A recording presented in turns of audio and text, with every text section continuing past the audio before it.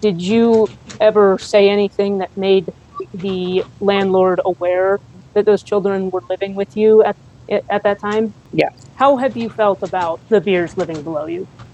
Stressed, because as soon as they moved in, they started accusing Gus of having the kids jumping off the balcony onto our AC unit, and it's been downhill ever since. Have your kids ever jumped off the balcony? No, ma'am. Did Ms. Agua ever request to you to add those additional children as allowed occupants on the lease? No, sir. And state to her and Jonathan that with the one bedroom that they are in right now, that they could not have 3 children plus them 2 living in the apartment. I did tell them both. A tenant accused of stuffing 5 people into a 1-bedroom, flouting lease rules, and blaming everyone else, to a landlord dragging her to court over unauthorized pets, neighbor complaints, and a trashed apartment. Let's see how Judge Middleton handles this messy clash between JDR Companies and Ashley Myers.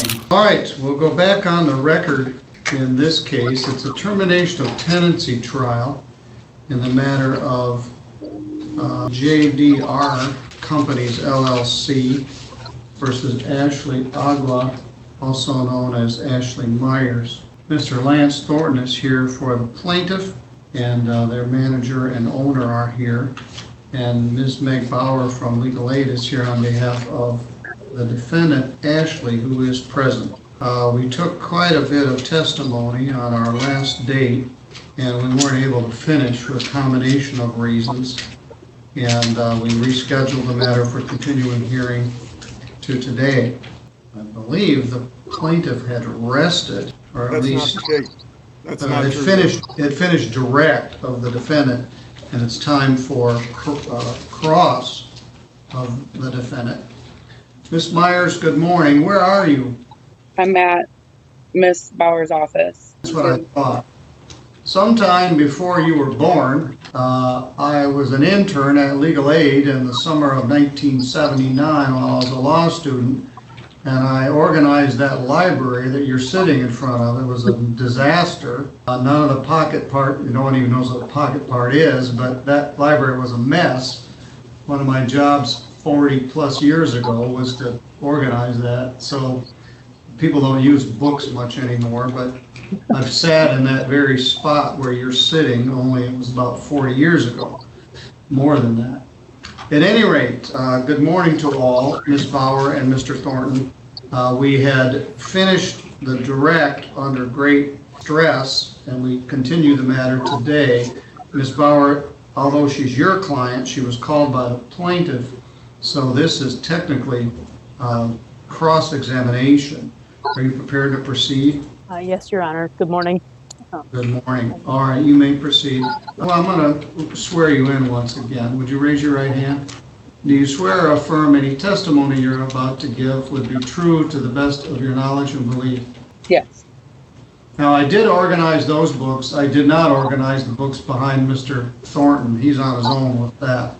Do you know what a pocket part is? Believe it or not, I've used the pocket part since starting Legal Aid. But because they were so well organized, I knew exactly where to find it. Okay, Ms. Myers, go ahead. Good morning, Ms. Agua. To try to pick up where we left off from, I had asked you about your children. So will you remind the court who your children are?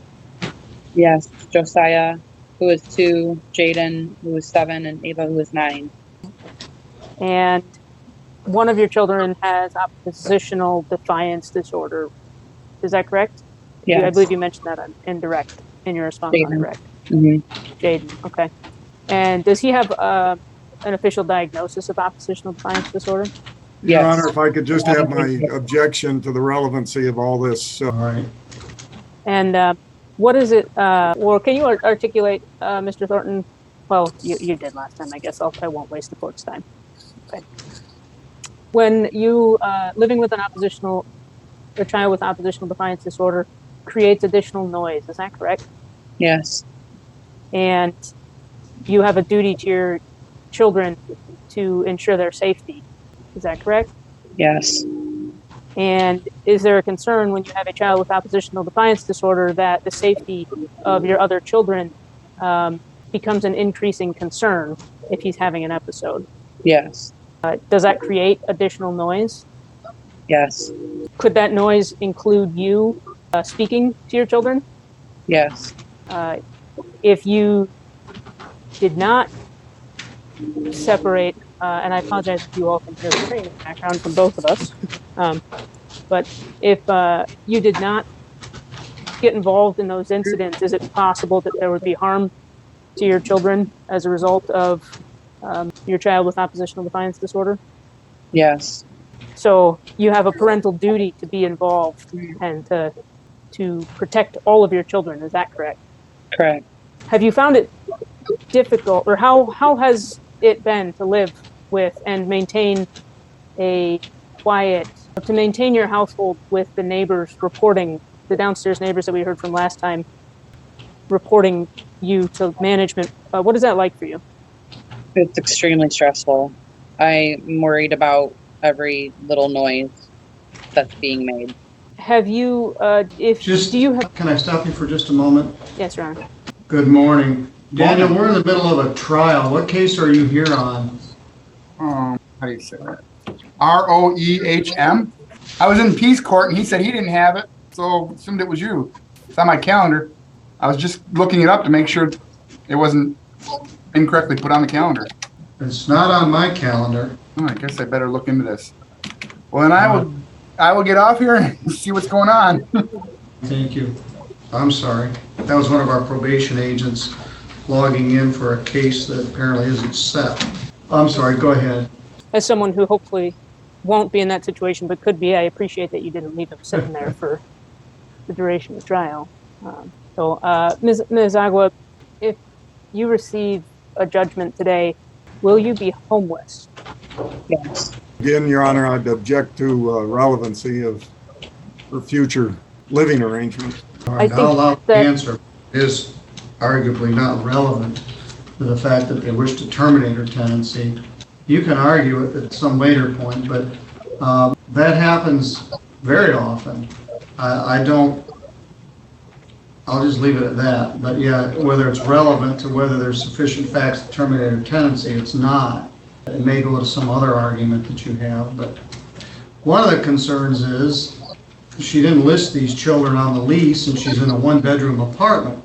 And so they weren't supposed to move in the first place, and now there she is, and it's difficult for all concerned. But the plaintiff's going to contend she never should have been in a second-floor, one-bedroom apartment if she hadn't moved these other tenants in without permission of the landlord. But I understand your position. All right, you go ahead. I guess, Your Honor, I think I believe that these questions are relevant given the court's equitable jurisdiction in landlord-tenant cases, and that the fact having any relevance to make a fact more or less true. This was leading to my response to the very questions you've drawn, so I will just proceed in that direction. Ms. Agua, when did your children end up living with you full-time? Ava and Jaden, about the end of August, beginning of September of 2020. And those are the two children, this would be up to the plaintiff to argue, but those are the two children, in your understanding, that are not on the lease, is that? Correct. Okay. And you said that was in August of 2020? Yeah, end of August. Yeah, end of August, beginning of September. And did you ever say anything that made the landlord aware that those children were living with you at that time? Yes. So they knew back in August of 2020 that you had two additional children living in your apartment. Correct. And did you know that they were at that time when you informed them of that knowledge? Did you get the impression that they weren't allowed or welcome in the property? No. Okay. So it's almost as if they consented to them being on the property back in August of 2020. Is that correct? Yeah. Or is that your impression? Yeah. Okay. And the reason, I believe you testified on direct, the reason that these two children ended up living with you is because you had no other choice. Correct.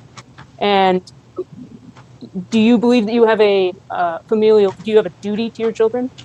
Of course. To provide them housing? Yes. Shelter? Yeah. Okay. And so you had no other choice, and the landlord was aware of their presence back in August of 2020, Correct. as far as you're aware, based on what you told them. Okay. So the other things that we, again, kind of addressed this, but because of the interruption, I'll go back a little bit without redundancy, hopefully, is the police reports that have been filed and that were discussed, I guess, or police being called. Were any arrests ever made as a result of any of the police interactions at your apartment? No. Were any charges ever filed against anyone as a result of activity that happened? No. Did you feel that did you ever call law enforcement out of a need to protect your safety? Yes. So is it your impression that you would be allowed to call law enforcement to protect your safety? Yes. I would hope so. And have you ever been accused of having drugs on the property or of manufacturing drugs? No. And have you ever been accused of prostitution or No. engaging in prostitution in the facility or the property? No. As far as you're aware, or as far as you have been involved, have any of the police reports involved any of the other tenants in the building other than Mr. Mailer? No. Okay. To step backwards for just a minute, are your children sublessees of you? Because paragraph 10, which is cited in the complaint as the reason for termination, or as what you violated, says that you're not allowed to have any sublessee in the apartment. Do you have anyone subleasing from you? No. Are your children sublessees? No. Okay. And how many people are living in the apartment right now? Just myself and the children. So there are not two adults in the household anymore? Not anymore. Okay. And why is that there are no longer two adults in the household? John moved out on January 2nd. And the landlord was made aware of that as well, right? Correct. Yeah. And that is because you had violent issues or issues with his violence. Yes. Correct? Yeah. And so you are, yeah, okay. How did that affect you? Did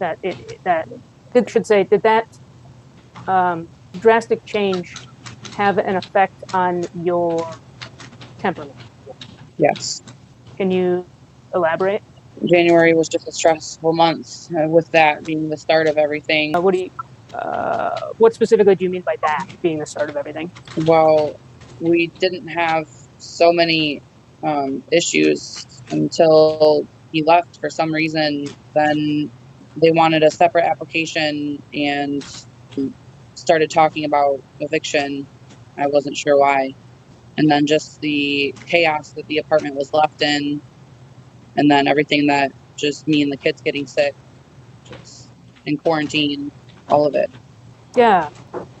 Is it true that when you told your landlord that John had left, the very first thing they asked you was whether you could afford your apartment without him? Correct. Almost as if he was more important or more valuable than you were, than your safety I'll was? object to that, Your Honor. Yeah, that calls. Okay. When John left, did he take things with him? Yes. Some things, what he could take at the time, yes. Did he do it in an orderly fashion? No. Did he throw things around Yes. and leave things out of place? Yes. And it's true, based on your testimony of one of the police reports last time, that you have tried to clean things up in the apartment, and he has intentionally thwarted your ability to do that, right? For example, with the cereal bowl that you mentioned. Correct. And this inspection that the plaintiff hasn't really talked about, but I think they are going to talk about, occurred around the time that John left, right? Correct. Okay. And did you see him, or I guess, did he remove the dresser in the closet? No, I removed it. You removed it, okay. And did you take some of his things to him subsequent to this event? Yes. Okay. And just got rid of things that we didn't need as much as possible. And is it true that 2 days before the last hearing, you were mopping the floors and washing the walls in your apartment because you had cleaned it? Yes. So there is no, yeah. And so to that point, I guess, did you ever have any pests or any rodents in your apartment? No. Were you ever accused of having anything like that? No. So have you ever been informed of a problem arising from your maintenance of the home? Not prior to that, no. Okay, yeah, okay. Okay, and when we heard from the Beers, Mr. and Mrs. Beers, last time, they lived below you, right? Correct. Did you have issues with noise reports before they moved in? No. Are you able to hear them? Yes. Can you tell me about that, or tell the court about that? Yeah, mostly it's just Mrs. Beers yelling at Mr. Beers, I would assume, through the floor. Yeah. Is that at all times of the day? Or does that include when your children are sleeping? Or trying to sleep? Yeah, sometimes at night, around 10 o'clock, 10:30. So is it safe to say that, or I guess, how have you felt about the Beers living below you? For what reason? Because as soon as they moved in, they started accusing us of having the kids jumping off the balcony onto our AC unit. And it's been downhill ever since. Have your kids ever jumped off the balcony? No, ma'am. Is there a fence guarding your balcony or blocking? Like, would your children have to jump over a fence? Yeah, over the rail. Have you ever seen them over the rail? No. You said that you started having issues after the Beers moved in, after Mr. and Mrs. Beers. That's correct. Have you reported to the landlord any other noise issues in your building? Yes. Are you aware that, or to your knowledge, or have they ever told you that they've addressed those issues? No. Can you tell me about the noise issues? Yeah, the two people who live across from me play loud music at night. The man next to me is very loud with his voice, and Mrs. Beers with her yelling underneath me. So there's a lot of other noise in your apartment, not just children. Correct. Yeah. And is it hard to raise your children around that noise? Do you feel that management has treated you differently? Yes. And they objected to that. Okay.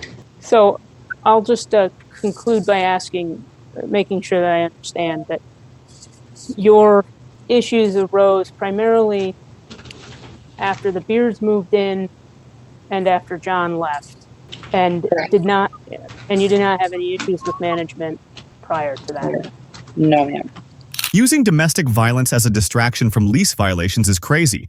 I mean, lots of noise complaints and unauthorized occupants, but she's the victim? See, there's no smoke without fire. So do you think she's innocent, or are her neighbors truly accusing her and the kids? So I'll just conclude by making sure that I understand that your issues arose primarily after the Beers moved in and after John left, and you did not have any issues with management prior to that. No, ma'am. Okay. Your Honor, I will, I think, suspend my cross-examination, but reserve the opportunity, the potential to recall Ms. Myers as a rebuttal witness at the end of plaintiff's case in chief, if that's permissible. All right. We'll see where we go, if there's anything to rebut. Mr. Thornton, do you have any other questions for Ms. Myers? I do not, Your Honor. I have a couple. Ms. Myers, you said, well, sometime this winter, I wasn't clear, I think February, you caught a carpool to Chattanooga. When was that? Yes, Your Honor. I left on January 27th and came back the following Monday. January 27th was a Wednesday, I believe. Wednesday, and you came back February 1st? Yes. What did you do with the children? The children were with my grandmother and my mom. Where do they live? My grandma lives in Berrien Springs and my mom lives in St. Joe. What did you do with the cats while you were gone? They were at my mom's as well. All right. Does that raise questions for anyone else? It does not, Your Honor. Your Honor, can I just ask Ms. Myers to elaborate on her purpose of going to Chattanooga? I don't know if that's relevant. Okay, I wasn't. That's why I didn't ask it. But I was primarily interested in what she did with the cats while she was gone for 5 days. Okay, that finishes the cross-examination of the defendant. Mr. Thornton, you ready to proceed further with your case in chief? Yes, Your Honor. All right, you may call your next witness. I would call Josie Legger. Can I ask that they isolate? Or just like we did with Mr. and Mrs. Beers, it seems that the two witnesses are together and there's a risk of influential testimony. I suppose that's probably the safest thing to do. Josie, we'll leave you there. Trish, if you would go to another room while she's testifying. Yes, Your Honor. It's called sequestration. It's a word you don't use much in regular speech, but in legal terms, it means making the witnesses wait while another witness testifies outside of the room. All right, would you raise your right hand, please? Do you swear or affirm any testimony you're about to give here will be true to the best of your knowledge and belief? Yes, Your Honor. Would you state your name and spell your first and last name? Yes, my name is Josie Leger Moreno. My first name is spelled Josi. Last name is spelled Legermoreno. All right, thank you. Mr. Thornton? I'm going to, for simplicity purposes, if the court doesn't mind, refer to Josie rather than her last name. Josie, how long have you been are you the manager of Vista Point Apartments, LLC here in Sturgis? I am, yes. How long have you held that position? Officially for about a year now, but I have been working with the company for about 2 years. So, but in that apartment complex, you've been the manager about a year? Yes. So that take you back to roughly March of 2020? Yes, sir. Okay. So are you familiar and know who, prior to this trial, did you know Ashley Agua? Yes, she is one of our tenants there at Vista Point. Can you, the apartment complex has a lease with Miss Agua, is that correct? Yes, her and Jonathan Mailer. Okay. Is that lease the lease that has been submitted with the court and was attached to the complaint dated May 1 of 2020? Yes, sir. It was obviously dated May 1 of 2020. Your Honor, can I object to leading questions because Mr. Thornton is on direct? Certainly. I didn't catch any. Perhaps it makes things go faster.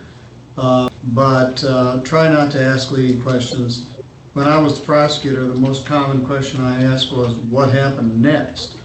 But it certainly makes things go faster when you lead, but it presupposes the answer. So try not to lead. Josie, when does the lease with Ms. Agua expire? It is supposed to expire May 1st of 2021. Okay. Is Vista Point willing to renew that lease? At the moment, no, we are not. Objection to relevance. This isn't a non-renewal. Yeah, same issue. He had the other side of the coin. So the objection is legitimate, but it may not be relevant whether they're willing to renew the lease, but it may be. I'll note your objection and sustain it. And I guess everybody's on notice.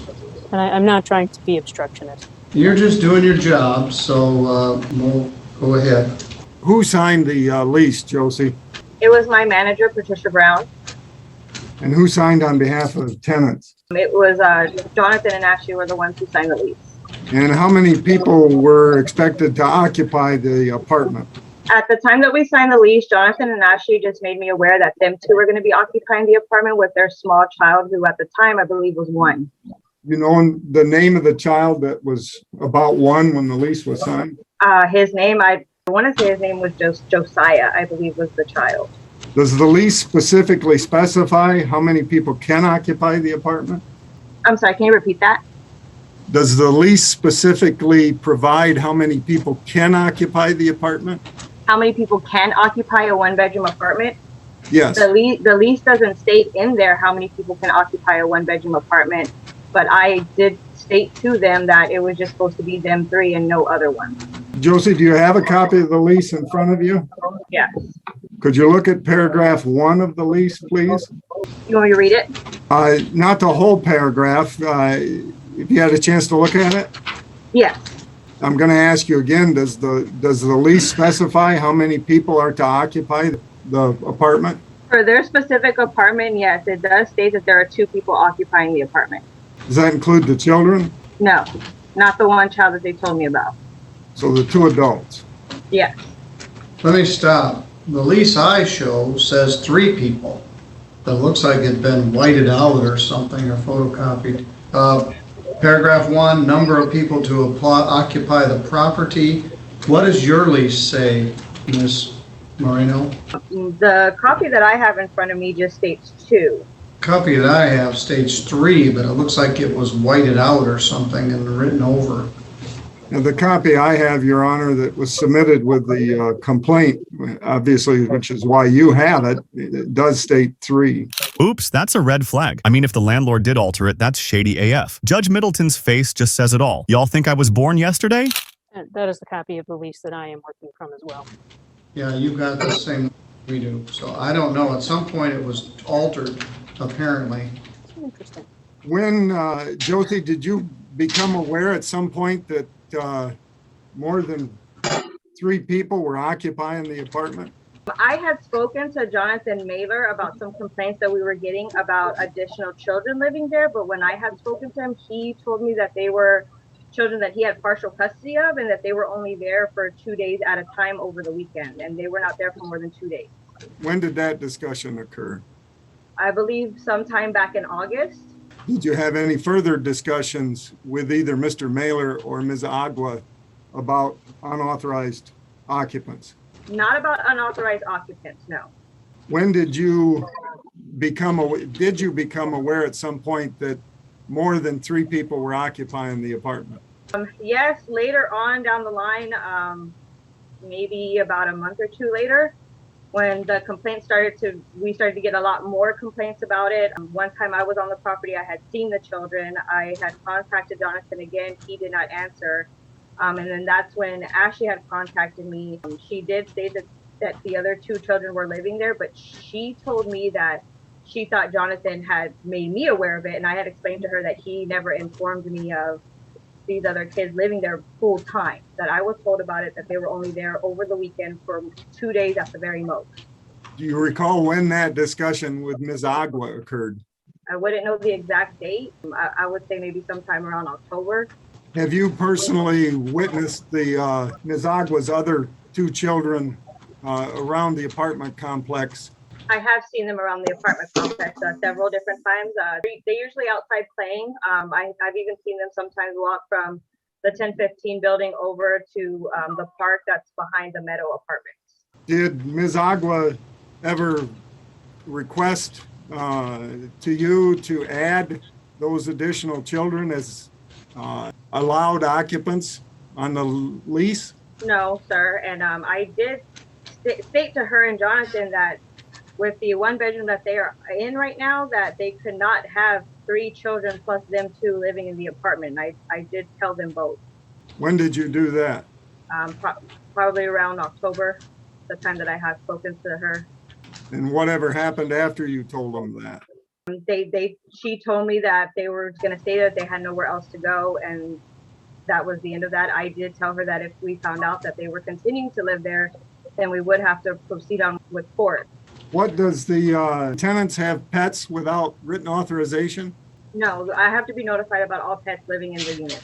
Under the lease with Ms. Agua, does she have the apartment complex's written permission to have pets in the apartment? No, we were not aware of any pets in the apartment at the time of the lease, and we were not made aware of any pets afterwards. Even after we have been in contact with both her and Jonathan multiple times, they never told me anything about a pet. Which would include never asking for authorization to have the pets. Yes, sir. So we can assume the apartment complex has never granted authorization for pets to stay in this apartment with Miss Agua. Correct. Asked and answered. Well, I guess that was a leading Well, question. So it was he asked stated. I'll accept the answer. Are tenants that have pets required to have renter's insurance? We do not require them to have renter's insurance. We recommend it, but they are required to pay a monthly pet fee of $25 and then to place a $250 pet deposit down per pet. Has that happened in this case with Ms. Agua? No, sir. Your Honor, before we get too far away from that lease, I would, it was attached to the complaint, but I'd move for admission of the lease as evidence in this case. Since we're all operating on the same lease, I'll accept it, but we're gonna use the 3 occupants lease rather than 2. Is that acceptable, Ms. Bauer? Yes, Your Honor. All right, the lease is admitted as plaintiff's exhibit number 1. Josie, have you received complaints, noise complaints from other tenants about the occupants of Miss Agua's apartment? Yes, sir, I have. Can you tell us how many such complaints you've received while Ms. Agua's been there? How many exactly? There's been so many, honestly, sir. I wouldn't know the exact number off the top of my head, but I do know that there have been 2 other complaints from 2 other tenants there in that building about her and about the noise. Who else has complained? Put names with who's complained. We have received a complaint from a Matt Sanders. He lives in that building in B1. And then from a Rob Blair, who is the neighbor next door to her in B2. Have you received more than one complaint from these individuals? I have, yes. Do you know approximately how many complaints from each one? Mr. Blair has probably called me about, we've talked in person on 3 different occasions about the noise. And then he has called me 3 other times when I was not in the office to make those complaints. And then Matt Sanders in B1, he has complained to me twice about kids being left in the hallway. And have Mr. and Mrs. Beers that testified previously, have they contacted you about noise complaints? Yes. How many times have they contacted you about noise complaints? They have probably contacted me probably well over a dozen times, just because they do live directly underneath her, so they can hear the majority of the noise. 12 plus noise complaints don't materialize out of thin air. That many reports mean one thing. This isn't occasional kid noise. This is daily chaos. And seriously, I just have to say that 5 people living in a 1-bedroom apartment is outrageous. She can't control the kids. Have you received noise complaints from Ms. Agua? Noise complaints? I only received 1 noise complaint from her regarding the person who lived across from her, which was, they no longer live there anymore. And that was the only complaint that I had received from her. And that was probably back in September. And I did address it. And after that, she's never complained to me about anything before. How and when did you address it in relationship to when you received the complaint from Ms. Agua? Well, she had brought up the complaint to me because we were speaking on previously about something else. And she had brought it up to me. So I told her I would take care of it, and I did address the tenant who lives across from them and just asked for them to turn down their music, which from my understanding they did. And after that, we never had any issues after that. Have you personally witnessed loud noises or disturbances coming from the Agua apartment? There have been 2 or 3 times when I have gone into the building and have heard her shouting before. During those instances, I've always tried to knock on her door and just ask her to keep it down. Can you give us some approximate dates on when those were, how far apart, or when they occurred? Exact date? I wouldn't know the exact dates off the top of my head. No. I know the most recent one was not due to a noise complaint. The most recent one was probably about 3 or 4 weeks ago. It wasn't due to a noise complaint, but the kids' bikes were just laid in the hallway randomly, so people could not get through to the hallway. So I did go upstairs and ask for her if she could have the kids come down there and pick up their belongings. And what was her response? She slammed the door in my face, and then I proceeded to hear her scream at her children because I had knocked on the door and she was upset at them. Have you personally witnessed any confrontations, either verbally or physically, between Ms. Agua and other tenants? Yes, with Daniel Beers. I did witness her one time. This was probably maybe over a month now. I was outside. Judy Beers had walked over to tell me that they had gotten into an altercation with Miss Ashley. And she asked if I could just speak to Ashley and just make sure that, to keep the peace until we got everything resolved and just have Ashley not speak to them. And I told Judy not to speak to her as well and just to keep their distance. During that time that Judy had came out and spoke to me, Daniel, I believe, was outside of the building sitting on the chair. I want to say he was having a cigarette, I believe. She was taking out some trash, and on her way in, I glanced over there, and the next thing you know, I see her yelling at him. I'm not sure what was said exactly because I was too far away to hear. All I could see was that she was yelling at him and he was sitting down in the chair. And Your Honor, I want to just object to the hearsay elements that the evidence, I presume, is offered to prove what Ms. Leger Moreno witnessed, but not for the truth of the statements made by Ms. Beers, or whether those statements were made or. We don't know what was said, but she testified, this is not hearsay, it's direct evidence. She saw her yelling at her. I meant the part where Whether she was yelling happy birthday or whatever. The part where Ms. Beers said that there had been something. Oh, well, that's not to prove the truth of the matter asserted. All right, yes, note that. Thank you, go ahead. Any other instances, Josie, that you witnessed? That I have witnessed, no. Have you been aware of any problems with Ms. Agua's children in the complex? Yes, we have gotten complaints from neighbors and tenants saying that the children are playing outside unaccompanied with an adult, which I have witnessed them walking over to the park before without an adult.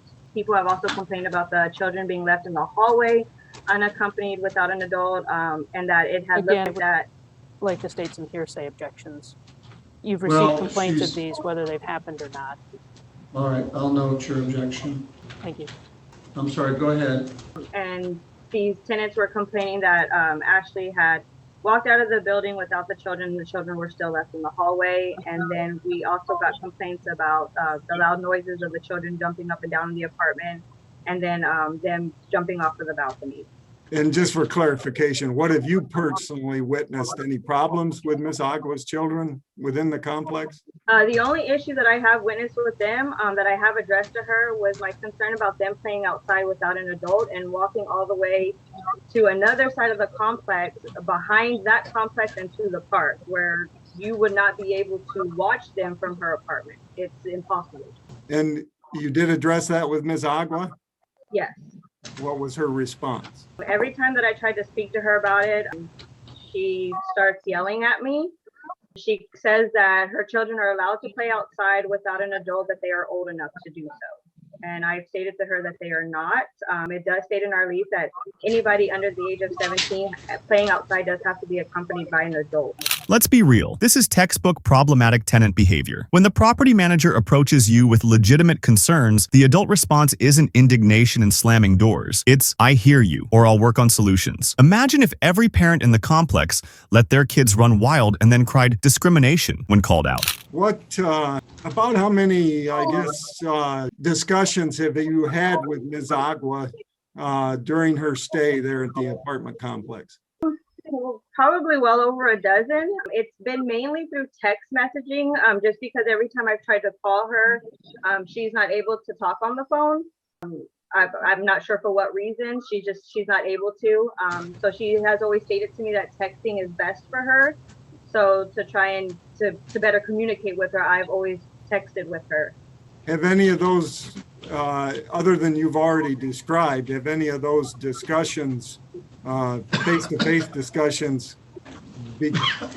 ended in loud voices or screaming? Yes, they have. Could you describe that, please?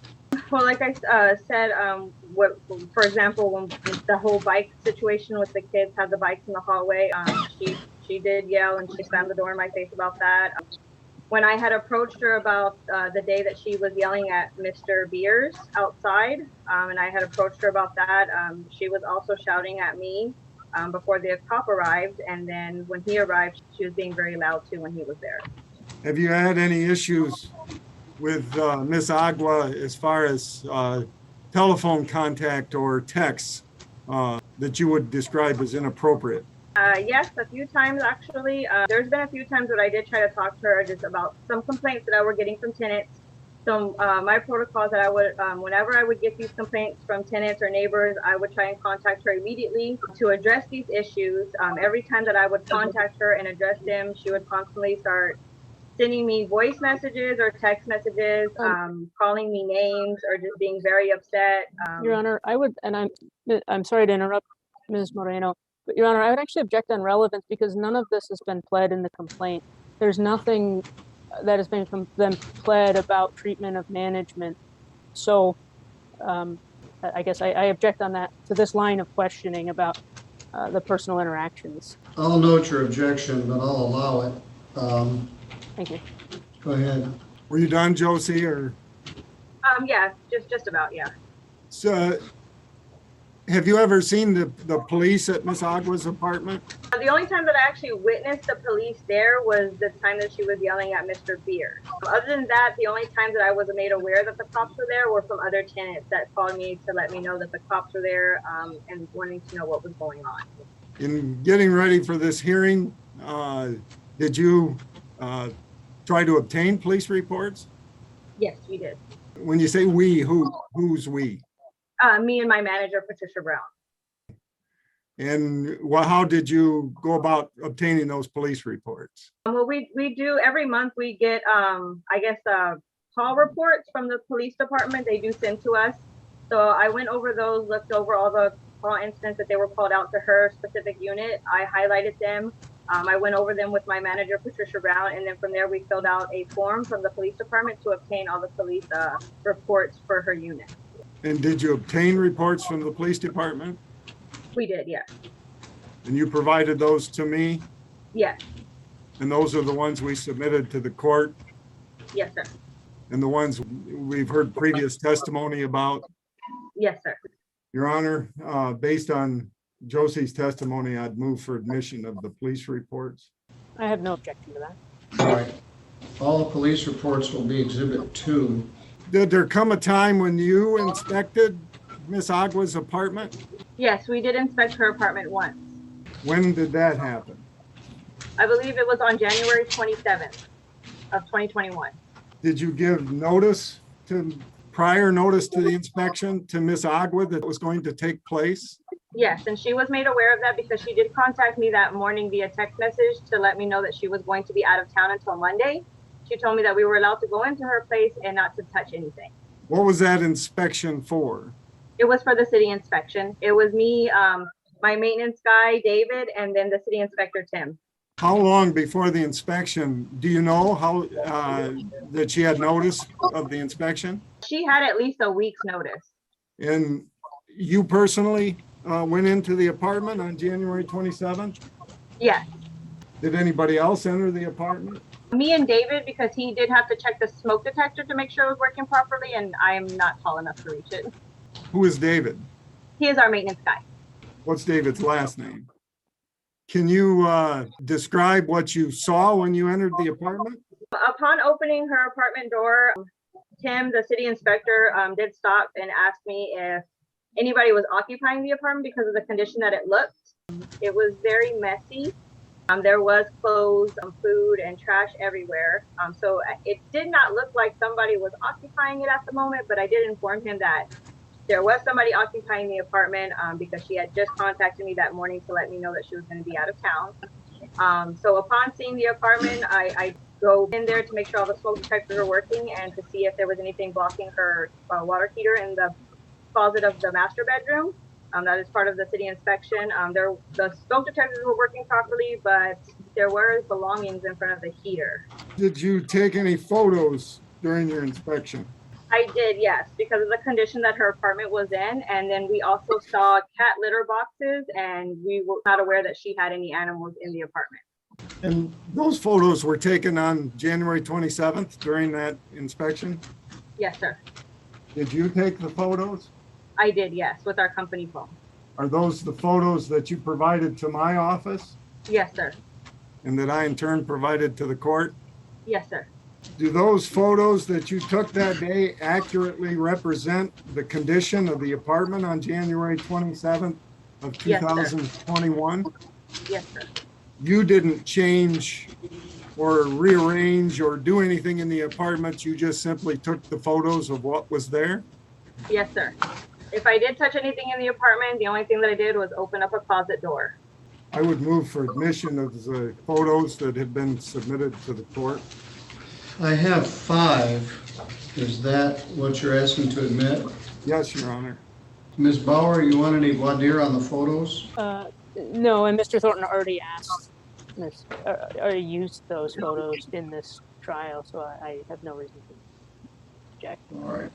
Well, we're going to admit the picture of the trash can as 3A. The refrigerator and the kitchen area will be 3B. The dining room table with a high chair in it is 3C. The floor in that area with a broomstick and a bunch of debris on the floor will be 3.5 or 3D. And then the final picture, it has a box fan and a lot of debris on the floor. It's hard to even tell what everything is. Will be 3F. Did the court not receive a picture of the bathroom with the cat litter box? Well, I have 5 pictures. Are there more than 5? There was a 6th picture of the bathroom showing a kitty litter box. It'd have the toilet front and center. Yeah, there it is. It was got on the bottom. That will be G, 3G. It shows a bathroom with some things hanging in the tub and a soiled rug and a kitty litter box next to the toilet. So 3 A, B, C, D, E, F, G admitted. All right, thank you. Josie, Wait a minute, I got my numbers mixed up. A, B, C is the table, D is the floor, is the mess with the box fan, and F is the bathroom. All right, all those 6 photographs are admitted. Josie, did you ever address the condition of the apartment with Ms. Agua? Yes. Tell us how you addressed it and what happened. I ended up contacting her via text message, letting her know that we did conduct a city inspection and nothing was touched. And then I did inform her of the condition of her apartment, that I was not very happy with it. And she proceeded on to not care. She said that's just how her apartment was. It's not like that all the time, and that's how it would be. How did it smell? It did smell like cat urine. Does Ms. Agua qualify to continue to rent this apartment without Mr. Mailer being a tenant? Again, I object on relevant purposes. Of course, she doesn't qualify. 5 people in a 1-bedroom apartment, unauthorized cats, dirtiness, and uncontrolled kids. Nah, it's a no, that's a nightmare tenant. Please, she needs to move out and get a bigger space. Well, I think it's relevant. If she doesn't qualify, then that's relevant to whether they want to continue the tenancy. It's the other side of the coin of the issues you're trying to get in, which are equitable issues. You may answer the question. No, I do not believe she would qualify. From my understanding, I do not believe she would. So she This is wouldn't also qualify based speculation. on income? Based on income and then the amount of children she has in her apartment, if she wanted to try and get an apartment with us, we would automatically have to put her in a 2-bedroom, and she would have to make 3 times the rent. All right, let me hear that again. So she'd have to go to a 3-bedroom apartment or 2-bedroom, Yes, the 2-bedroom. and that costs more? It does. The 2 bedrooms are $775 a month, How much is a 1-bedroom? $675 a month. And a 2-bedroom is $775 per month? And what would the income standard be again, Josie? What income would she have to show to rent a 2-bedroom? For a 2-bedroom, she would have to be making at least $2,300 a month. Has Ms. Agua ever applied for a 2-bedroom apartment? No, she has contacted me, her and Jonathan, probably back in September, possibly. They did ask for a 2-bedroom to be upgraded to a 2-bedroom. But at the time we did not have any, and I did tell them that. Did they contact you again after that? After that, no, I was not made any kind of contact from either one of them about upgrading to a 2-bedroom. The last time she had contacted me was regarding that Jonathan had moved out of the apartment. When did she contact you about Jonathan moving out of the apartment? At the beginning of January, I believe. She contacted me via text message. She wanted me to change the locks on the apartment and change the code for the building on Jonathan. And I tried to ask her what was going on, what was the reason for this. I did explain to her that both her and Jonathan are on the lease, so that I would have to speak to both of them in order to get the approval to change the locks, because I couldn't just lock him out of his apartment. Is there anything else that I have not asked you that you think is relevant or that the court should know with regard to Vista Point's trying to terminate the tenancy of Ms. Agua? No, sorry, but I believe you hit all the points. We're going to take a short recess. I would ask if you would look through your texts and get the exact date of when she told you that Jonathan was moving out. Okay. Were you able to find the date of the text that the judge was inquiring about? Yes, I was. And can you tell us what that date was? Yes, she texted me on Sunday, January 3rd of 2021 at 7:32 p.m. And that text was about what? Refresh my memory. She told me that John was out and that if the code to the front door building could be changed. So January of this year. Yes. Josie, have you tried to inspect Ms. Agua's apartment on any other occasion other than the one you've testified to? Yes, we did try to conduct a previous inspection to the city inspection. Our company does. We typically try to do our inspection 2 weeks prior to the city inspection to see if there's anything that we can go in there and fix, or if anybody's missing any smoke detectors that they maybe took down. People typically tend to do that. We'll go in there and we'll put them back up and give them a warning not to do these things anymore, not to take them down.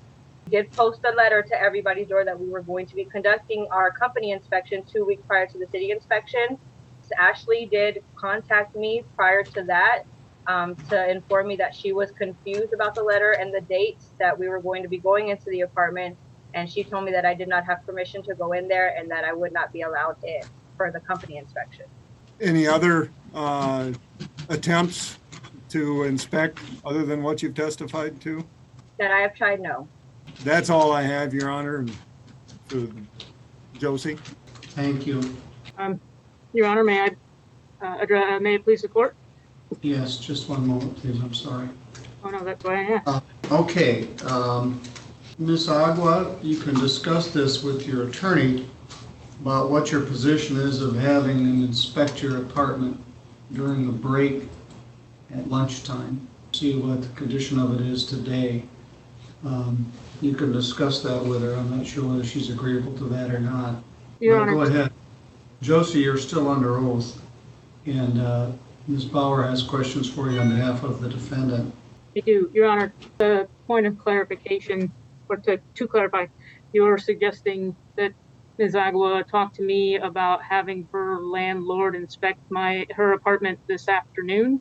No, right today, this morning, or during the lunch hour. We saw what it looked like on January 27th. I'm interested in what it looks like today. Yeah, I just, we're in Kalamazoo, so I don't know. Well, she doesn't have to be there. She wasn't there the last time. They have a pass key and they can go in and look at it. I see. Okay. All right. To Ms. Ligia Moreno, am I saying your name correctly? Yes, Do you ever go by Ms. Moreno? I do, yes. Is that okay with you? That's fine with me, yes. Okay. Thank you for taking your time to testify and dealing with my objections. I appreciate your honest and forthright answers today. Thank you. Since we're talking about the inspection, this city inspection around the pictures, those were taken after this lawsuit was filed. Is that correct? I'm sorry, what? I'm sorry. Those were taken after this lawsuit was filed. Is that correct? Yes. So they should not inform the courts. They should not inform the court for the basis. Well, that's illegal. Withdraw. I apologize, Your Honor. Okay, and so when you filed the lawsuit, at the time the lawsuit was filed, you had only personally attempted to inspect the apartment one time. Is that correct? Prior to the city inspection, yes. Well, and the city inspection was after this lawsuit began, right? Your Yeah. Honor, just as a point of clarification, the lawsuit, I don't think was filed until February 17 of 2021. The photos were taken, the testimony was in January 27th, I believe, of 2021. So the photos were actually taken prior to the lawsuit. The notice to quit had been issued prior to the photos. At this point, I just have to be blunt. Ms. Meyer's lawyer is not just incompetent, but she's fighting a lost game. This woman with her kids and cats all in one bedroom is a safety concern. I don't even want to repeat her excesses in the apartment. And the notice to quit is a condition precedent to being able to file the suit. It is the notice of quit that gives your client the right to claim possession under the Summary Proceedings Act. I'm not arguing that point. I'm just point of clarification. The suit wasn't filed till February 17 or after. All right, thank you. So on the point of the notice to quit, is it true that when Ms. Agua told you that when she declined your permission, that you told her that fine, you will be in summation, then you will be evicting her. Is that correct? And I told her it was a violation of her lease to deny us access to her apartment for an inspection. So at no point in time did you tell her something along the lines of, we'll see you in court? Don't believe so, no. Okay. The complaint alleges a violation of paragraph 23 of the lease, which in terms of this inspection and the opportunity to inspect, and it says that, with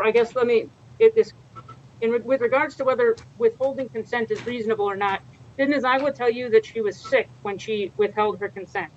I'm sorry, what? Is it true that Ms. Agua told you that she was sick when she declined to allow you to enter the apartment? Yes, she did tell us that she was not feeling too well. And isn't it also true that the city inspection had already been rescheduled once because of a COVID incident in the building? Not in the building, just in the property. area, but yes.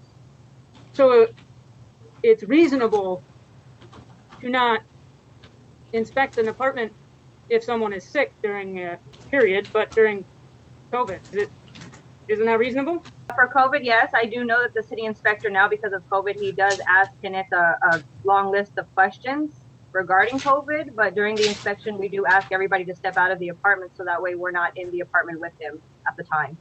So Ms. Agua did not allow you to enter, she said that she didn't give you permission to enter her apartment because she was sick. Yes, that is what And she said. did you tell her you were going to enter her apartment anyways? I told her we would come and knock on the door, yes. You didn't insist. But we never walked into her apartment, no. But did you tell her that you were coming? Yes, I did tell her that we would be coming and knock on her door, yes. Coming to knock on her door? Yes. You did not tell her you were coming to inspect? Yes, to you would inspect be her open. apartment, but we would be knocking on her door to inspect the apartment. Well, just to not waste the court's time, I will not refresh your memory of what you said at this moment. But did anybody else decline to allow you to inspect their apartment as part of this city inspection process? I would object on relevancy. I would Agreed. counter that my argument is this unfair, unequal treatment, and I have a basis from my question. My question is not arbitrary. All right, this would be the late January inspection. Did anyone else object? No, nobody else objected to us going in to inspect their apartment. Your Honor, I would request permission to share my screen. You may. Thank you. The repository for city inspection records of BS&A online is the formal address for the apartment that you manage, Ms. Moreno, 1005 Cato Lane. Yes, yes, ma'am. I guess, And- Your Honor, at this point, I'm going to do a foundation objection. If we're going to jump right into asking questions about, I think we need some foundation as to what this document is and who made the document Yes, it's a business record, but it's not hers. She's trying to impeach the witness's testimony. The witness says, no, nobody else objected. This appears to be something she got off the internet from the Sturgis Police Department, Sturgis City. I had not offered it as a proposed exhibit yet because I was attempting to lay said foundation by confirming that the address, which is the building address. You, Ms. Moreno, have you ever seen the inspection reports from Yes. this? So have you ever, was there a unit that the city attempted to inspect from which the doors were locked? There was. Are you talking about the 1021A or 1023A4 unit? The main door was locked, but we were actually able to get back into it. And it was not because the tenant was refusing to let us in. They had changed the lock on the bottom door lock and didn't inform us of it. We have taken care of it since then and mastered it and gotten that squared away. But the tenant was actually inside sleeping. She just did not hear us knocking. So an inspection wasn't completed. No, we actually went into her apartment. We had to do a re-inspection the second time because we found some violations in her apartment. And so she changed the locks on her own. Yes, the bottom lock was changed and it was not mastered to our key. Would that be a violation of your lease? It is, and we did handle it, and she did explain to us the reasoning for her changing it. We did notify her, send her a letter letting her know that that is a violation of her lease. She is not allowed to do so, and if it does happen again, that we would be terminating her lease agreement, and since then it has not happened. You gave her an opportunity to correct. I don't want to try this other case. They inspected it, she changed the locks, they dealt with it, and I don't want to go down the rabbit hole on apartment A4. Understood, Your Honor. Did the city inspector ever inform you that he does not inspect units that are subject to eviction? No, he did not. Did the city inspector ever himself inspect Ms. Agua's unit? He did not. When I opened the door to her apartment the day of the inspection on the 27th, like I said, he did ask me if anybody was occupying the unit. I did inform her that there was somebody there. I did inform him that she had contacted me that morning, that it was just looking like that because that's how she had it. He did not want to go into the apartment because of the way it looked. Well, so he did not, your testimony is that he did not enter the apartment. No. He stood right there at the doorway and asked for me and David to go in and check the smoke detector just so he could check that off of his list, which we did go in there and do. Okay. And there was some testimony a few minutes ago about the water heater. Did other units had concerns with the water heater? Yes. Isn't it true that your units are built so that the water heaters are in the closet of the master bedroom where clothes are meant to be stored? Yes, that is where they are located. So is it reasonable for a tenant to use the closet? Absolutely. And Your Honor, I will stop sharing my screen at this time, and I appreciate that. Okay, I guess, I was going to say, did you make reports or move to evict anyone else for an issue with their water heater? No, because everybody else, everybody who is in any kind of violation of the city inspection is given a letter to correct those issues so that we can go back in there and re-inspect. And when so you were able to enter Ms. Agua's apartment then? Yes. And you were able to make the changes that you needed to make and observe the things that you needed to observe? I'm sorry, what? Well, you testified that you were able to change the smoke detector batteries. No, we didn't change them. We just checked that they were working, and they were up and properly working. So you didn't suffer any harm as a result of the state of Ms. Agua's apartment? Suffer any harm? No, I did not suffer any harm. As a point of clarification, are we which inspection attempt are we talking about? I suppose either of them, but my point is they wanted to inspect your apartment and they were able to inspect your apartment and did not receive any violation as a result of inspecting her apartment or not being able to. So it doesn't really matter. I don't think that was the testimony, Your Honor. I think the testimony was that the city did not get in to inspect this apartment. But that there was an eviction proceeding and that he doesn't inspect when there's an eviction. There's no evidence of that. You said that. But I don't know whether that's true or not. If I could admit my business record, I would. It's not your business record. The proposed defendant's proposed record, but okay, that's all right then. I'll withdraw this line of questioning. So, Ms. Moreno, did you and Ms. what was the relationship like with you and Ms. Aguilar when she first moved in? It's a normal relationship that I have with all my other tenants. They pay their rent on time. If they have any issues, they contact me with those issues, and I address them. But other than up until the noise complaints started rolling in, I really did not have any contact with her or Jonathan. They were just normal tenants there. And the noise complaints started rolling in, I believe you testified in around September, October. Is that correct? I would say more towards the beginning of September, end of August, but yes, they did start rolling in around that time. And isn't it true that Mr. and Mrs. Beers moved in this fall? They moved in around September. I don't have their lease in front of me, so I wouldn't know the exact date, but I want to say it was maybe towards the end of September. But the complaints, we were getting a few of them prior to them moving in. It did increase once they moved in because they do live directly below her. I believe you stated on the record that you received well over, the Beers called you, quote, well over a dozen times just a few minutes ago. Is that a fair summation of your testimony? Yes, they have contacted me a lot regarding the complaints and noise complaints. And you also testified that Mr. Mailer and Ms. Agua did ask you about a 2-bedroom apartment. They did, yes. And that you didn't have any available. No. So is it your testimony that you didn't lease a single 2-bedroom apartment this fall? That I didn't lease a single 2-bedroom? No, I have leased 2 bedrooms since then. Then why didn't you contact Ms. Agua and Mr. Mailer if you knew that they were looking for a bigger place? Well, from my understanding, Jonathan had moved out in January and she wouldn't qualify on her own for not even a 1-bedroom. But I just asked if you had leased them in the fall.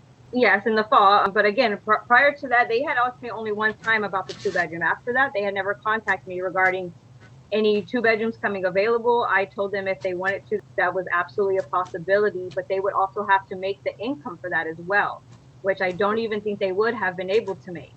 So you made an assumption about it? No, I did not make an assumption. I told them that they were more than happy to contact me back. I never got any contact regarding a 2-bedroom after that.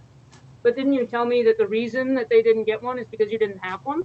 Yeah, we didn't have any available at that time. Later on, we did have 1 or 2 probably come available. I wouldn't know exactly which one of those are without my paperwork in front of me.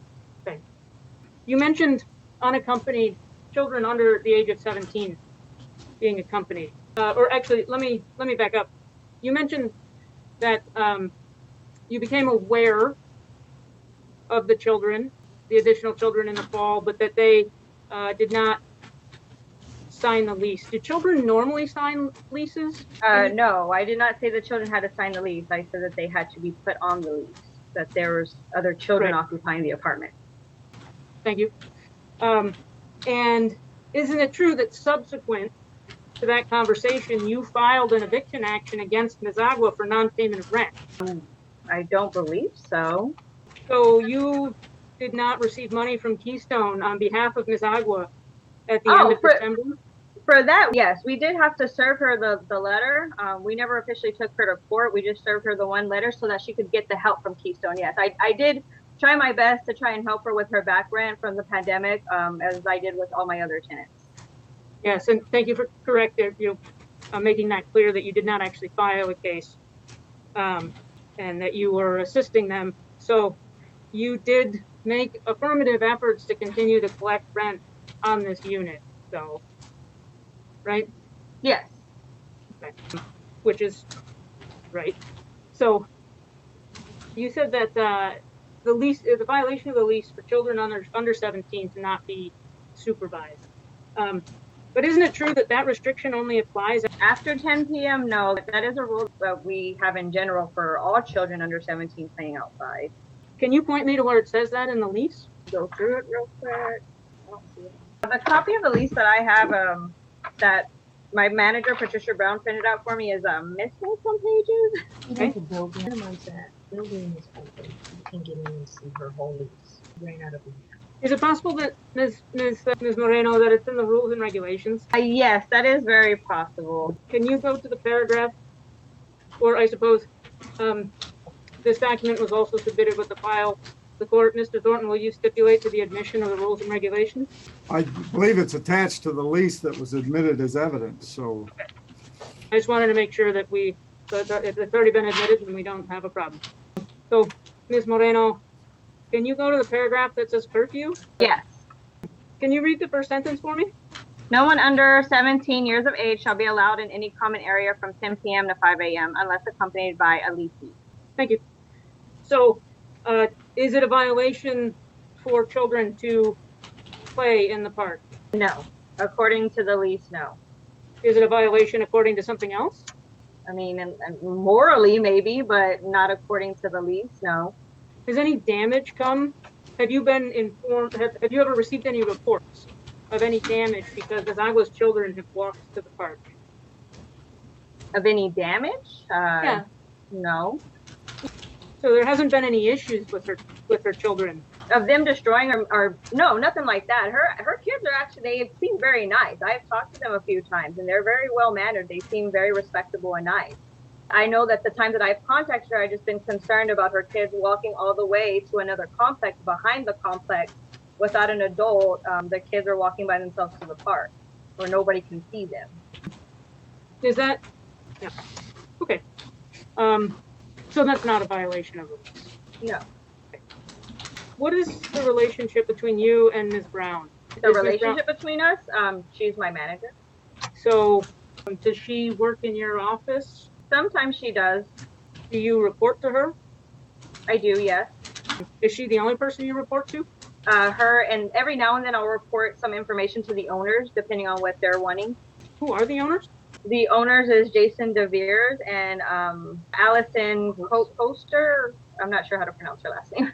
I'm not sure why it's relevant, but the actual owners are, the titled owners are an LLC, Your Honor.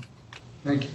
Ms. Moreno, have you ever spoken, you mentioned that was it Mr. Blair or Mr. Bear? Blair, I believe is how you pronounce it. So you mentioned that you had talked to him in person 3 times about Ms. Agua. Did you initiate those conversations? No, he stops me when I'm walking my hallways, or he'll give me a phone call. So he contacts you a lot? He contacted me those 3 times regarding her. I wouldn't say he contacted me a lot. Have you spoken to other tenants about Ms. Agua? Just when they have complaints about her. So you have not yourself gone unprovoked or shared information about Ms. Agua with other tenants? No. The only time that I've ever spoken about Ms. Agua with other tenants is when they've contacted me regarding her. Has she ever asked you not to speak with other tenants about her? Not to speak to other tenants about her.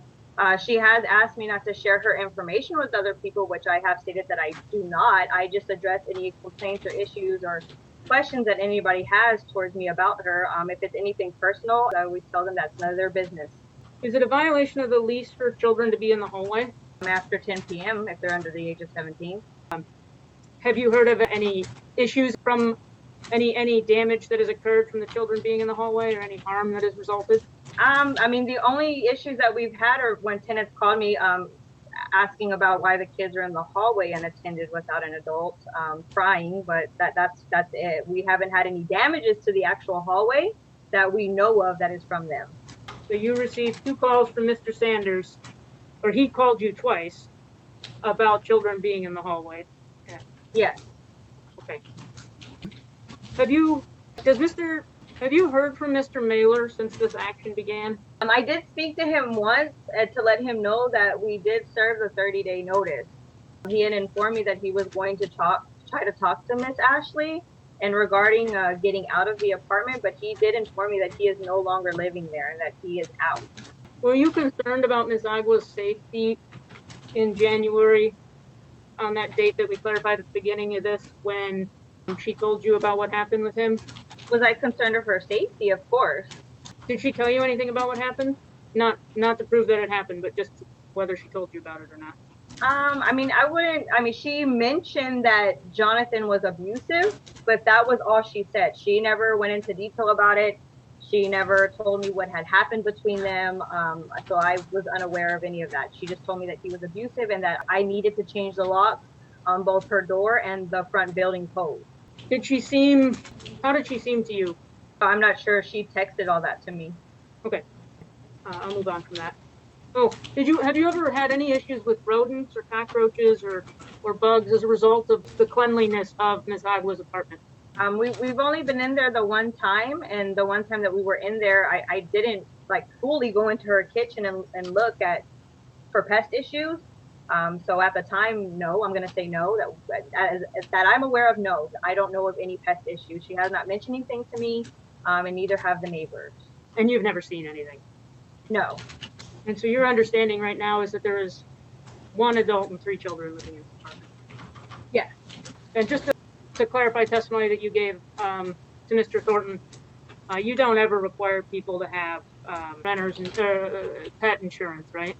No, we recommend it just because we're not held liable for anything, that any of their property that becomes damaged or stolen or whatever. We recommend it, but I do not require it. And, okay. That's all I have, Your Honor. Thank you. Mr. Thorne, anything further of this witness? Just one point to clarify, Your Honor. Josie, there was some testimony about a demand for non-payment of rent. Was that when Mr. Mailer was still in the apartment? From my understanding, yes, he was still in the apartment when she needed that help to pay for the back rent. Okay. Do you recall when that demand was served? Maybe sometime in September, October. I know Keystone did pay for all of their back rent, plus December and then part of January. When the notice to quit was served? That would have been in January. I have it right here. I do not have that notice to quit. I want to say it was around January 7th, possibly, but I don't have it in front of me. I thought I did. I believe it's part of the court file. It would have been. It is. Let me see if I can find it. Notice to quit was served on January 12th. Oh. So, Josie, it's accurate to say that any demand for non-payment of rent was served significantly prior to the notice to quit being issued and served? Yes, absolutely, yes. That's all I had. Can I recross, Your Honor? Yes. Were you aware that there were additional children living in the apartment at the time that you accepted money from Keystone? Yes. Okay. And then you don't remember telling Ms. Agua, and if this is how you're going to be, we will be serving you a 30-day notice? Okay. I have nothing further, Your Honor. If Keystone paid the rent in September, were you under the understanding that those other children were just there on weekends, or did you know they were permanent tenants at that point? In September, I had spoken to Jonathan, and he told me that they were just there on weekends and that they were his kids that he had shared custody with another woman. You were saying? So I believe we're actually talking about different kids. There were the teenage boy and girl, which are Jonathan's, and then these 3 children, which are all the defendants. So I believe there are actually 5 children altogether. The 3 children that she has there now all are hers. The other 2 children were a teenage girl and a middle school aged boy. Were those the children you were aware that were there on weekends? Yes, those are the ones that he told me were there on weekends. But I did ask him if there were anywhere between 3 to 5 children living in his apartment, and he denied everything, saying that it was just the 2 that he had would come on the weekend. And I told him that I had seen some kids playing outside, that they were from his apartment. He claimed that those were the ones that he gets on the weekend, and that sometimes they would come during a weekday just for a few hours. So I was under the impression for a very long time that those 2 children that are Miss Ashley's, I thought they were Jonathan. All right, so at some point, Jonathan left, the other kids left, and 2 other of the defendant's children moved in. The only one on the lease is Josiah, and at some point, the other 2 children moved in. When did you become aware of that? I probably became aware of those children that they were actually hers sometime maybe in November. Your Honor, may I ask or ask a couple of questions about what you're asking? Yes, certainly. Ms. Moreno, did you not testify earlier this morning that you first contacted Jonathan and that you then subsequently contacted Ms. Agua and she thought that he had told you, and that conversation with Ms. Agua that clarified things was in October? Late October, early November, but I wouldn't know the exact date. But I would say it was around that time, around late October, early November. And then is it possible that you sent Ms. Agua a text message that said, "Hi, Ashley, just wanted to check on November 11th. Hi, Ashley, just wanted to check if you were able to get a hold of someone from Keystone. I know they said they were accepting applications until the end of November, so try to contact them before the end of the month, please." Is that possible? Might have been, yes. Would that have been the beginning of the process? That would have been. I do know that when we had tried to get her help from Keystone, there was a small hiccup of paperwork between her and Keystone. I'm not exactly sure what was it, but there was a small delay in it. So. Okay. Thank you, Ms. Moreno. Thank you, Your Honor. All right, anything further? Not for me, Your Honor. All right. At any point, did she ever officially tell you that the other two children were there and their names and ages? Officially, no. I was never made aware of names or ages of any of the children. I kind of just had to find out on my own. Thank you. Do you normally ascertain the ages of the children on leases? Yes, I'll normally ask for their ages, yes. But it's not officially a part of the lease. No, I don't write their ages down on the lease, no, but I will ask for their ages and how many children so that we could, place them in the correct unit. I have nothing to do, Your Honor. Mr. Thornton? I have no further witnesses, Your Honor.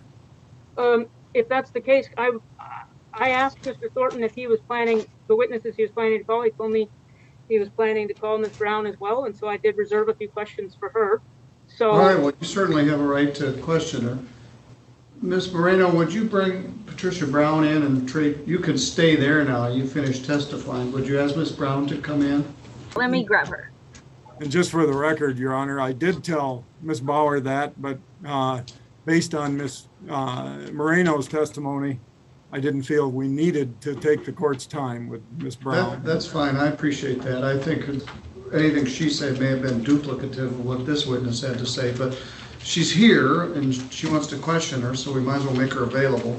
I have a meeting at noon, but we may have to go into the lunch hour somewhat. So would you bring Ms. Brown in, please? So before we get to that, the plaintiff rests. Yes, Your Honor. Ms. Brown, thank you for your patience in more ways than one. Would you raise your right hand, please? You swear or affirm any testimony you're about to give here will be true to the best of your knowledge and belief. Yes, I do. Would you state your name, please? Patricia Brown. I go by Trish. You go by Trish, T-R-I-S-H? Yes. All right, Ms. Bauer has some questions for you. You're under oath. You may inquire. Thank you, Your Honor. Thank you, Ms. Brown. What is your title at this point? I own a property management company, all about the properties. I started out as a loan property manager for several in Sturgis. Now I manage several throughout the state. And Josie is one of my assistant managers for the Sturgis area. So you own the property management. I'm sorry. Thank you. Do you have a problem with the behavior of the children at your apartment? Can we clarify what children we're talking about? Yes. I will withdraw my question and rephrase. Have you been made aware of complaints of children related to Ms. Agua's apartment? The complaints that I am aware of, and sometimes I do get calls from tenants or text messages, being that they have known me for years in Sturgis and my requirements on my lease and the requirements of the tenants and children. So I get complaints sometimes, but a lot of times I let the managers in all of my different communities handle it because they follow the lease.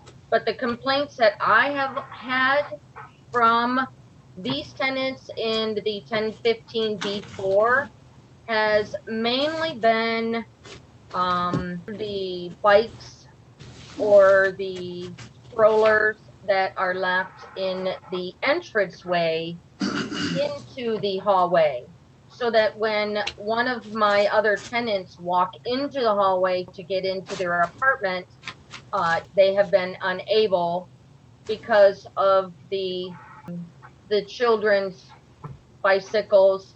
And at that point, I typically would call Josie and say, hey, can you contact B4 and let them know to move the bikes so that the other tenants don't trip over their bikes and they can have free access to their apartment. Basically, that has been it in regards to the children. Have you ever expressed to anyone else your concern about Ms. Agua's children? No. Have you ever mentioned a concern about Child Protective Services? No. I'm a very busy. I have 415 units throughout Michigan. I don't typically get involved personally with each tenant and my manager. Are there times that throughout all of my tenancies that I have concerns with children? Yeah, there are. Do I discuss that with other tenants? Absolutely not. Do I discuss it with my managers? Absolutely. If they are not following the lease is a contract. The lease is there for the protection of the owners, the managers, and the tenants, and the children. That's why the lease is put in place. And the only reason this really came about is because of too many people in a one-bedroom apartment, and there was fraud given on the lease in regards to how many people were going to be in the apartment. So I have to follow that lease. My managers have to follow that lease. Tenants have to follow that lease. So typically, honestly, if somebody lies on a lease, it's like lying on an application. You can be terminated from that. And it's the safety that's involved when there's too many people. Plus, if you don't have all the people on a lease and there's a fire or there's something that happens, the fire department or the police or the manager are only looking for a certain amount of people. There could be 2 more children in there and you wouldn't even know it because of what was stated on the lease. So when things like this occur is when I need to get involved to make sure that everybody is following the protocol on the lease. So you believe, based on what you just said, that Ms. Agua lied on her lease? Absolutely. And you believe she committed fraud? If you do not say how many people are living in that apartment when you sign a lease, would that not be lying on a lease? Well, you don't ask the questions, you just try to answer them. Was that to me, Your Honor? No, she asked you a question, and that witnesses do that from time to time, and the judges admonish them that you don't ask the questions, the lawyer does. Thank you. Ms. Brown, you didn't ever tell anybody that you saw and were concerned about Ms. Agua's children playing on a snowbank? No. At a lot of my apartment complexes, I check in, I do drive-throughs every now and then. If we need to go over paperwork, I may go to the office to see one of my managers, but absolutely not. I couldn't point her children out from any other child that I know. The court hearing that we had last week was the first time I have ever seen Miss Ashley. And today, I don't know them. You know what I mean? Children. That's not the first time you've seen her children, though. I have never seen her children. Ms. Brown, I'd like to remind you that you are under oath right now. I am under oath, yes. If Ms. Bauer has evidence to come forward, bring it, I guess. Mr. Thornton, you were there. I was there. Mm-hmm. Where? Well, there are some rules about what I can and can't say based on settlement discussions, but Your I Honor, have never been Your Honor, anywhere can we with. have a bench Stop, conversation? stop. Only one person can question at a time. So where are you going? She's your witness. This isn't cross-examination, it's direct. You called her. She gave you an answer you didn't like, and then you're doing some round left-handed way to try to impeach your own witness. And then you won't tell us what it is. And then you're making yourself a witness. So say, well, wasn't it true you saw the children at such and such time and place? You can ask that, but that's a leading question. Yeah. So, Your Honor, I just tried to ask you for a bench count vote because I was trying to respect the integrity of the rules of evidence to the best that I have been able to follow them, because I understand that statements made in attempts at settlement are inadmissible. But the basis for what I am asking is what Ms. Brown told to me on this Zoom call last meeting when I asked you if we could all come together and speak. yes. All right, you can inquire. Did you tell me XYZ? Ms. Brown, did you tell me last week that you saw Ms. Agua's children on a snowbank and that you were concerned about that? I never spoke to you last week. I was in the court hearing, but I was put into another room, but I do not remember speaking to you. But now I might have, but like I said, I have 410 units that I manage. My biggest concern is safety for all of my tenants, my management, following the lease, and taking care of any issues that have to be taken care of by law. The only time that I have ever walked into 1015 and even knocked on the door was on the second city inspection, and it was me that knocked on the door, and Ashley did not come to the door, and we just left the apartment. I do not remember telling you that I have seen children on a snowbank at all. You don't remember telling me that you had concerns about her children's safety and that you thought she was a terrible mother. Absolutely not. As a and mother, for the you're record, stuck. Your Honor, I don't remember that. I have never spoken to you. I'm sorry, Miss Bauer. All but right, stop. This is impeachment on a collateral matter of your own witness, and I'm not going to put you and Mr. Thornton under oath. The questions are going, plus it doesn't matter. Did you say, I think you're a terrible mother? If she, okay, if she didn't, okay, that doesn't have to do with anything pled in the complaint. So this line of questioning can come to a close. Understood, Your Honor. Ms. Brown, I'd like you to turn to the pet policy, I'd like you to turn to paragraph 22 of the lease. And while you're doing that, who is responsible for assessing fees against tenants? I'm sorry? Who is responsible for charging tenants fees?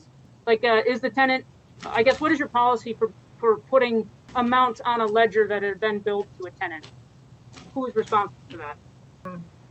My managers? It's not the tenants. No, the tenants do not set fees. So it's okay. Which page?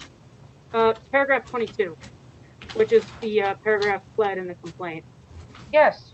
Okay. What does the first sentence of paragraph 22 say? Tenant shall not harbor or house any animals of any types without the prior written consent of the property owner. And you can read the next sentence. I'm interested in the sentence following, but you can read the next sentence. And will you read the next sentence? If unauthorized animals are found on the premises, there will be a $50 per animal fine assessed until the animal is removed. Liability insurance must be in place with the minimum limit of $500,000 for liability coverage to have a pet in approved units. Copy of the policy must be given to the property manager before time of move-in. So if someone does have a pet is that grounds based on what you just read to terminate the person's tenancy? It is, but we do make exceptions for tenants if they do come to us and they do put that $250 non-refundable deposit down at a later date and a $25 added fee to their lease, then we do work with them. I feel as if we are on trial here when we try to, in the best. Stop. She's not doing a very well job of managing you, but she's your witness, and so you are only supposed to answer the questions that are asked. She asks a question that takes 4 words to answer it, and you speak 9 paragraphs, and she doesn't stop you. But just try to answer the question that she asks. I know how you feel. Litigants often feel that way, but that wasn't responsive to her question. And I guess I apologize, Your Honor. I thought that the insights that Ms. Brown was offering were valuable but I won't waste the court's time, so I understand your desire that I control the witness. Ms. Brown, you do not always terminate tenants' leases. Just to understand what you just said, you do not always terminate tenant leases if the tenant is found to have a pet.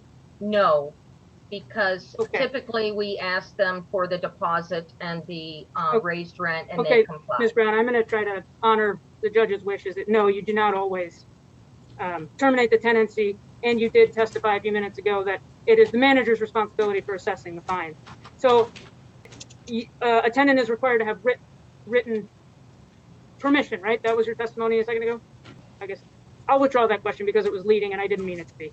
Can you flip to the pet policy addendum, Ms. Brown, please? Ms. Brown, or do you have it in front of you? I'm sorry. I'm on my accounting program right now, and yes. That's okay. I didn't mean to rush you at it, so I apologize for that. Is this addendum signed by, who has signed this policy addendum? Myself, Ashley, and Jonathan. And can you read the very first sentence of this policy addendum? Cats are welcome in all units. No dogs allowed. Great. Thank you, Ms. Brown. So this is a separate written agreement, right? Yes, but you have to continue to read the whole. It's still a text. Well, I submit that to the court that the language is ambiguous. And I guess to clarify some testimony that was given by your manager, do you require people who have pets to have an insurance policy? I'm sorry? Well, according to the lease, or I guess, do you require tenants who have pets to have insurance, pet insurance? Pet insurance? No, I require them to pay the pet deposit and the $25 amount. And this is an owner's policy so that if there is damage, that money goes towards repair. So, Ms. Brown, you're saying that the lease paragraph is imposing obligations on the manager. This paragraph in the lease that you read a few minutes ago to the court about liability insurance. Your Honor, I would state that the lease stands on its own. If she's asking as far as enforcement, that's a different issue, but the lease stands on its own. And I was in part asking an enforcement question and I guess an interpretation question, but as you state, the lease stands on its own. So I will conclude on that front. Ms. Brown, as you've stated or suggested, you have a financial interest in this unit. As a result of Ms. Agua's tenancy, have you suffered any harm from the alleged violations? Have I suffered? I guess I'll place a relevancy objection on it. How is that relevant? Well, the remedy for breach is only appropriate for the harm incurred. It is a bit of a legal question, but well, there's a lease. We're not talking general common law. We're talking interpretation of the lease. So the objection is sustained. Okay. Give me just a second, Your Honor. Oh, yeah. Ms. Brown, you mentioned that safety is a concern for you as an owner. If a tenant is facing domestic violence or abuse would it be appropriate for a tenant to call the police? Absolutely. Would that result in a report being written up against that tenant violation? If I have been notified, yes. Wait, are you saying that tenants are required to notify you that they called law enforcement because of a domestic violence situation? Or their manager, yes. And if a police report was written up in regards to, I can't do things on hearsay. I have to have a police report on disturbances or abuse or violence. In order to do what? If there is a police report and it is a proven fact that there is violence and abuse by either party, both tenants may, by law, be evicted within 24 hours, depending on the circumstances of it and the police report. But I have never received a police report in regards to abuse or anything. With regards to Ms. Agua? Yes. Your Honor, I have nothing further. Thank you. Mr. Thornton, choose your witness. Your Honor, I do have to clarify a couple of points. Trish, could you go back to the pet policy addendum? And under the beginning of the second paragraph, could you read the sentence that Ms. Bauer did not want you to read? Tenants also agree to the following policies set in forth. No. The paragraph above that. Tenants shall not harbor or house any animals or any type without the prior written consent of the property owner. Any exceptions to this clause are to be noted on lease and signed by all parties. That's enough. So you interpret any animals to include cats, is that correct? Cats, anything, yes. Are you, to your knowledge, is Vista Point LLC attempting to evict Ms. Agua because she may have called the police for a domestic disturbance? No. And do you enforce your pet policy on anybody that is found to have a pet that hasn't notified the complex and gotten the written permission of the manager? Yes. That's all I have, Your Honor. All right. May I redirect? Yes. Mr. Thornton asked if you enforce your policy against people who violate, but I asked if that was if you would bring a termination action against someone found to not have a written pet policy, and you told me that you would work with the tenant sometimes. Is that true? We will work with a tenant if they will work with us. Absolutely.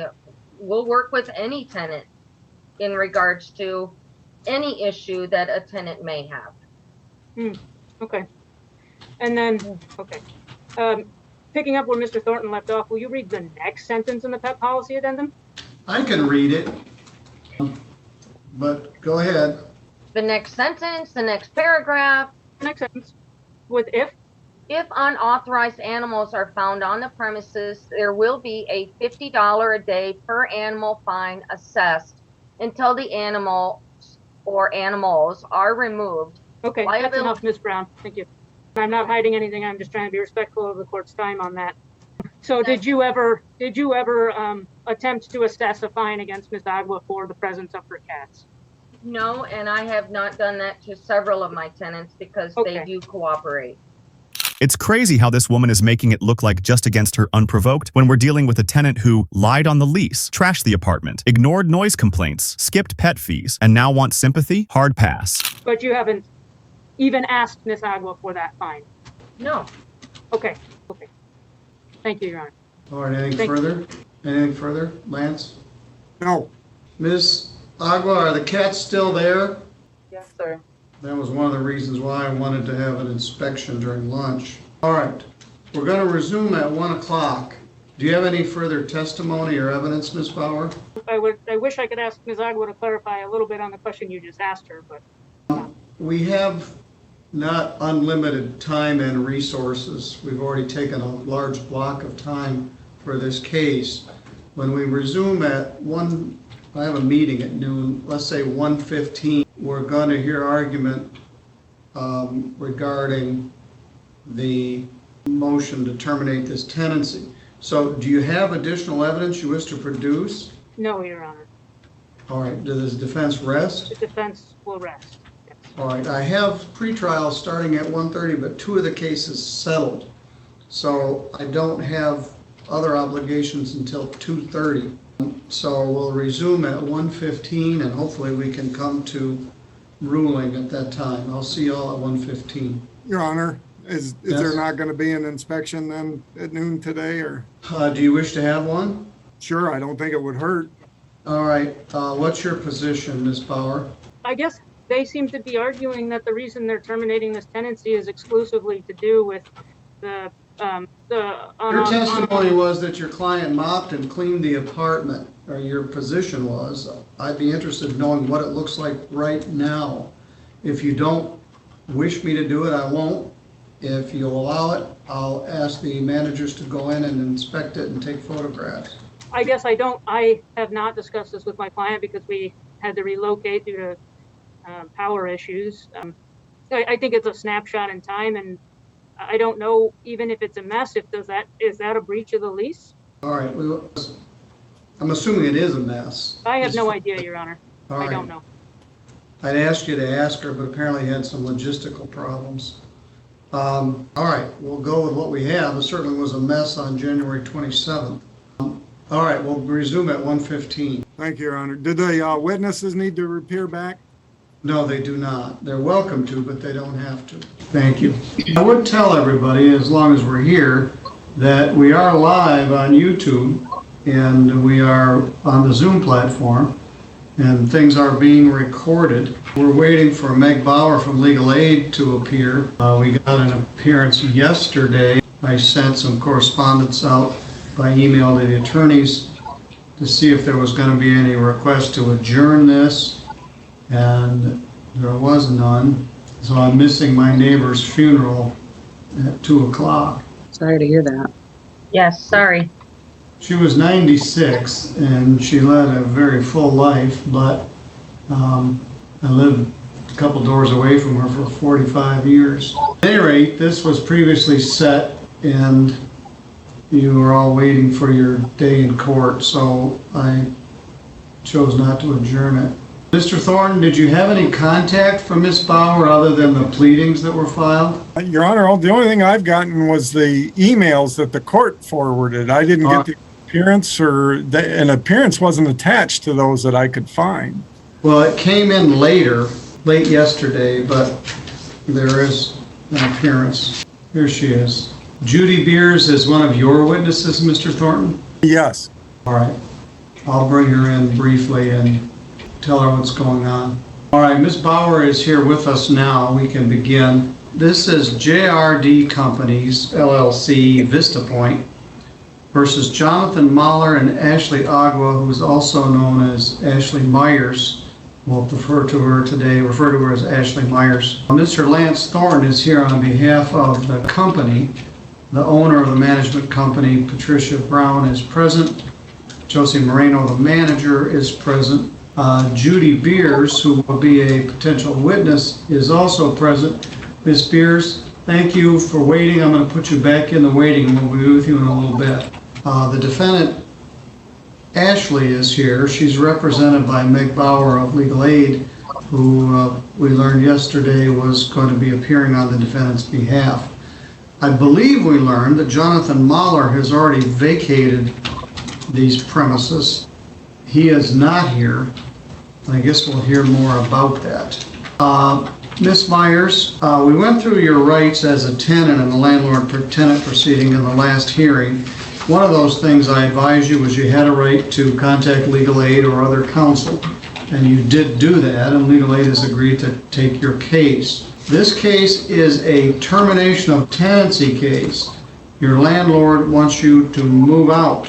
They have with the court, which include multiple police reports and some photographs. They allege that you're violating your lease in multiple ways. Lists unauthorized personnel living in the apartment.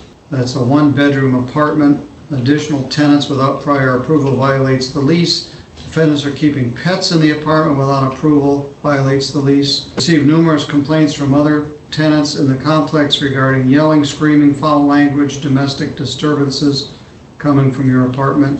Next, police have been called to defendant's apartment on numerous times for disturbing the peace, violations, assaults, family disputes, etc. That violates the crime-free addendum to the lease. Next, the defendants have refused to. Next, the apartment is being kept in an unsanitary condition in violation of paragraph 14 of the lease. Next, other tenants in the complex have made multiple complaints to the managers of Vista Point regarding defendants' children or children in their care, being left alone outside in the parking lot, in the car, and in the hallways. Also, multiple complaints have been received regarding defendants allowing children to climb on and jump from the balcony of the apartment. Those were the allegations that they requested to terminate your tenancy.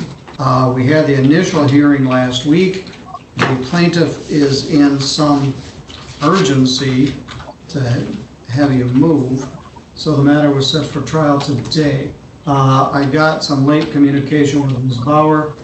I forwarded that to Mr. Thornton, requested if there was going to be any request for adjournment so I could go to my neighbor's funeral. There was none, so we're here. This is the time and date set for a bench trial on this matter. Mr. Thornton has procured, I guess, several witnesses who are prepared to testify. Good afternoon, Ms. Bauer. Anything you wish to say before we start? Good afternoon, Your Honor. First, I guess I am sorry that I did not request an adjournment such that you could go to your neighbor's funeral, but most importantly, I am sorry that you've lost someone close to you. Second, would Your Honor consider having the tenant and the property manager and Mr. Thornton and I speak in a breakout room for a few minutes, or is that... I don't have an objection to that. I was hopeful that perhaps you and Mr. Thornton would talk a minute after trial time, but I will put you, we'll go on to that. Ms. Myers, I'm going to put you in the waiting room. Okay. So you'll be on camera. I'll be here staring off into space while you guys talk. Your Honor, were you putting... And Ms. Myers, if you need her in there, come out of the room and I'll bring her in. Okay. I can see how this is going to go. This is going to take an hour. You're going to talk great. If it doesn't, we've squandered an hour. But go ahead and go into the breakout. And Yeah, I appreciate it, Your Honor. And if it's possible for you to go to your funeral, I mean, right, we can... no, you just do what you need to do. This was previous due. I'm here. It's what I get paid for. Thank you, Your Honor. I thought. Should have done a lot of this today. Sitting around waiting. Howard used to call me and say that. What? Howard used to call me and say, I'm here at court in the hurry up and wait mode. When I was a young prosecutor, I'd sit there to take criminal matters waiting, but it's been many years ago now. Everybody waits in the virtual world. Did you get my memo, email about scheduling that hearing? Yes. What is her other name besides Myers? Agua, O-G-W-A. Not sure what kind of name that is, but where I used to work, I'd go back in my office. They would go meet in a conference chair waiting. You can't knock on your door anymore.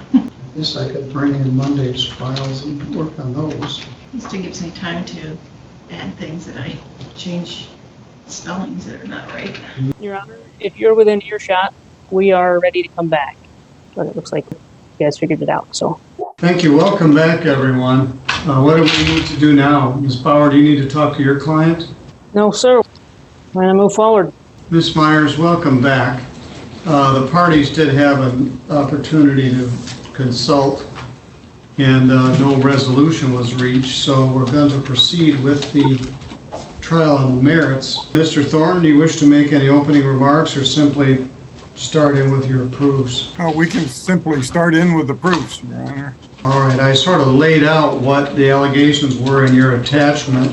Is that sufficient? It is. All right, who's your first witness? Your Honor, can I make an opening statement? Yes, I guess I didn't. Normally, you're right, you make it now or at the time of start your proofs, but yes, Ms. Bauer, is there anything you want to say?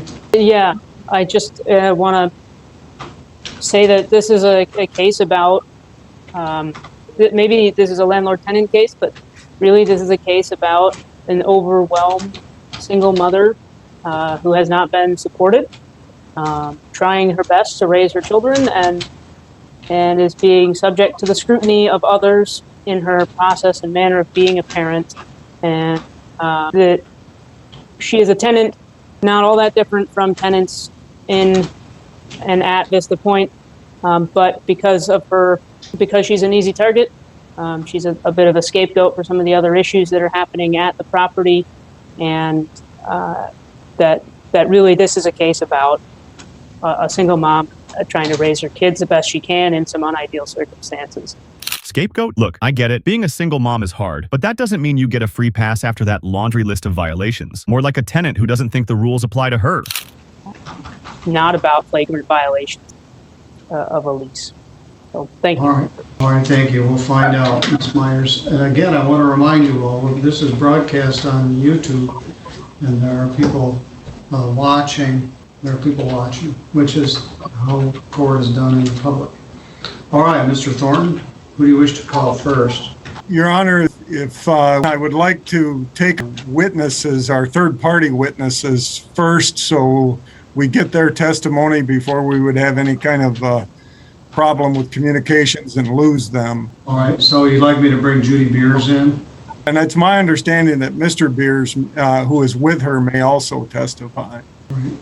Are they going to testify independently, separately? They're not both going to be on the stand at the same time, right? No. Good afternoon. Are you Judy Beers? Yes, sir. We've met before. I'm Judge Middleton. I'm over here in Centerville. Who's there with you? My husband, Daniel. He was asked All right. to appear also. All right. Could Daniel wait in another room while you were testifying? Go on. You got to go in a different room. You need your walker. All right, Miss Beers. Shut the door, please. Yes. All right. Could you please raise your right hand? Do you swear or affirm any testimony you're about to give in this matter be true to the best of your knowledge and belief? Yes, sir. All right. Now you're under oath. Mr. Thornton, who represents the apartment complex, has some questions for you. And then Ms. Bauer, who represents Ms. Myers, also has questions for you. Mr. Thornton? Yes, Ms. Beers, Lance Thornton. I represent the apartment complex. All right. What is your address, Ms. Beers? 1015 Cato Lane, apartment A is an apple 4. And you know the defendant, Ashley Agua, and also goes by Ashley Myers? Yes. You know her from living there at the apartment complex? Yes, we live below her. Your apartment is directly below her apartment? Just one floor down? Yes, sir. There's only 2 floors in this building. Okay. Have you witnessed any disturbances coming from Ms. Myers' apartment? On a daily basis. Okay, can you kind of describe, starting with most recent, what you've witnessed, and just start with the most recent, and then go to the older. Tell us what you know. Well, today my husband and I got up at approximately 10:30 a.m. and it sounded like the kids were running from one end to the other, which children will be children. I understand this, but there's some days that'll be reasonably quiet up there. There's other days it sounds like she's throwing things up against the walls or throwing it across the room. And this is on a daily basis. This doesn't happen all the time.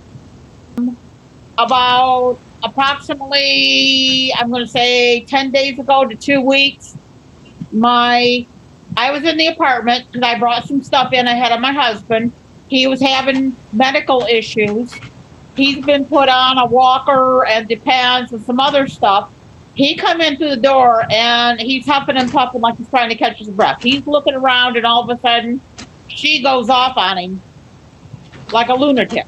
I come out because I could hear her and I looked up and I go, leave him alone. He has done nothing to you. Well, he's staring at me. Did you ever think maybe he's looking around to try to catch his breath? He's having medical issues. You're not helping. She got into a fight with me. I got into a fight with her. Numerous names were called. And I told him, go back outside before she attacks you. More than she's already had. because she was verbally attacking. I went outside. We waited. I called the police because I didn't feel it was safe for Daniel or I, either one. They came. I was over talking to Josie, the office manager here at Cato Lane, and David, the maintenance man, was there also. And she come out, started screaming and ranting and raving and carrying on. I go to Josie. Josie, will you please deal with that? I'm done. I don't even feel safe in our apartment anymore because of all the crap she's pulling. The police told her to leave us alone. Your Honor. Yes? Never mind. I'll withdraw. All right. Go ahead, Mr. Thornton. The police told us that they told her to stay away from us, leave us alone, don't look at us, don't talk to us, which makes me perfectly happy. But there's a time when she's coming down the steps from her apartment upstairs while we're trying to go out to our car, and I'm waiting for her to go off on us again. Because it's constantly, I don't care if it's 3 o'clock in the morning. We got woke up at 3 o'clock yesterday morning. Yesterday, from the sound of like things being thrown upstairs. Then 2 days, we moved in here September 31st. 2 days after we moved in, my son-in-law and my youngest grandson, who is handicapped, I have 5 handicapped grandchildren between my grandchildren and my great-grandchildren. I know what handicapped children are like. I do, firsthand. But the second day that we were in here, it sounded literally like somebody was having a physical fight and somebody was being body slammed up against the floor, upstairs. My son-in-law heard it and scared the daylights out of my grandson. And I go, that's the first that we've heard anything since we moved in. And that was 2 days after we had moved in. Since you moved in, Ms. Beers, have you witnessed any other domestic disturbances coming from that apartment or the occupants of that apartment other than what you've described so far? Witness? No. Sounding like there's her and I don't know if it's her boyfriend or her husband. I met him when we were viewing the apartment before we moved in, and he was out on the balcony with his son, who he said was 2. I talked to them. They seemed very nice. I didn't even see her until we were probably in here for 2 weeks. But some days it's fine. No problem. Other days it sounds like they're coming through the floor at. Imagine living downstairs from that chaos. I'd be filing complaints every day too. This is more than noise complaints. It's harassment, intimidation, and too much toxicity, which is not fair. From living below the apartment, do you know how many children live in the apartment? When we first moved in, during the week, I seen 3. On the weekends, I seen 5. And by what I understand from other people that have talked to me in this building. Stop. That part's hearsay, what other people told you. We're only interested in But I've seen 3 kids during the week and 5 on the weekend at times. Has that been fairly consistent since you moved in? No. The 3, yes. The 5 was, I think, maybe every other weekend or every couple of weekends. Your Honor, if I may say just one thing. Stop. No, you may not. When it's your turn to testify, they'll ask you something, but you're not representing yourself. You've got an attorney, and we'll certainly give you an opportunity to say everything you wish to say, so make a note to yourself to remember it. Anything further from this witness, Mr. Thornton? Ms. Beers, have there been any other verbal altercations between you and Ms. Myers, that other than what you've described? No, not lately, because I've tried to avoid her, and I'm sure she's trying to avoid us. Are you aware of pets there in that apartment? At one time, when we were on speaking terms, there was a stray cat outside. She said she was bringing it in at night so it didn't freeze to death, which we don't have a problem with animals. We don't. And I could understand where she's doing it. I would probably do it too if I could. That's all I have, Your Honor. Ms. Bauer may have some questions for you also. That's Ms. Bauer? Thank you, Your Honor. Ms. Beers, you testified, or you said that you moved into the apartment on September 31st. Was that of 2020? Yes, ma'am. Okay.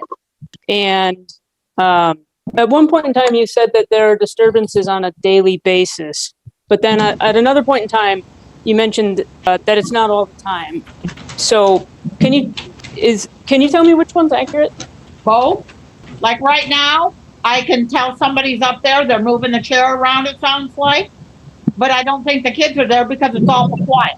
This morning, it sounded like the kids were up there. They were running around, and it sounded like somebody was either moving furniture or moving boxes around or something.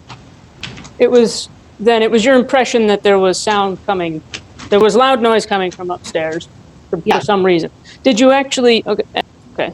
And at one point in time, you mentioned that you that there were people throwing things upstairs, and have you ever actually witnessed anybody throw anything upstairs? No. Okay. So you don't know. Was here the day that I said it sounds like they're throwing stuff, and David, the maintenance man, said yes. So you sounded like somebody was literally Miss Spears, stop. This is a different type of questioning. This is called cross-examination. When Mr. Thornton asked you questions, it was direct examination. So what I want you to do is just listen to the question and only answer the question that she asks you. Don't just say things off the top of your head. Just try to answer her questions. Thank you. Ms. Beers, you mentioned that you hadn't seen or heard from Ms. Iowa for the first almost 2 weeks that you lived in the apartment. Is that also accurate? Yes, I didn't know she was up there. Okay. So you mentioned that there were. Is it your testimony that there are 5 children living in Ms. Agua's apartment? Not now. Okay. Do you know? Have you spoken to these children? Yes. When they were outside playing together. How many of those children are actually Ms. Agua's children, as you understand it to be? There's a little boy who would be probably almost 3 now. There's an older boy that I'm going to say is either 8 or 10 years old. And then there's a girl that I'm going to say is maybe 10 or 12. And the other 2? The other 2 I haven't seen for a while, not since shortly after we moved in. They would come up, they'd go out, I didn't talk to them. The other 2, I'd say the one was probably about the age of the oldest boy, and the other one looked more like she was 15. Okay.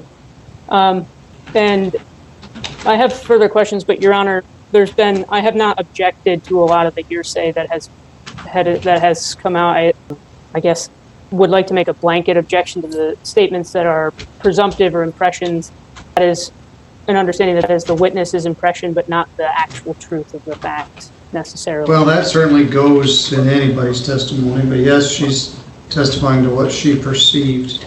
All right, thank you, Ms. Spears. Could you ask your husband to come in? I will. Oh, do you have more questions for her? I did, yeah.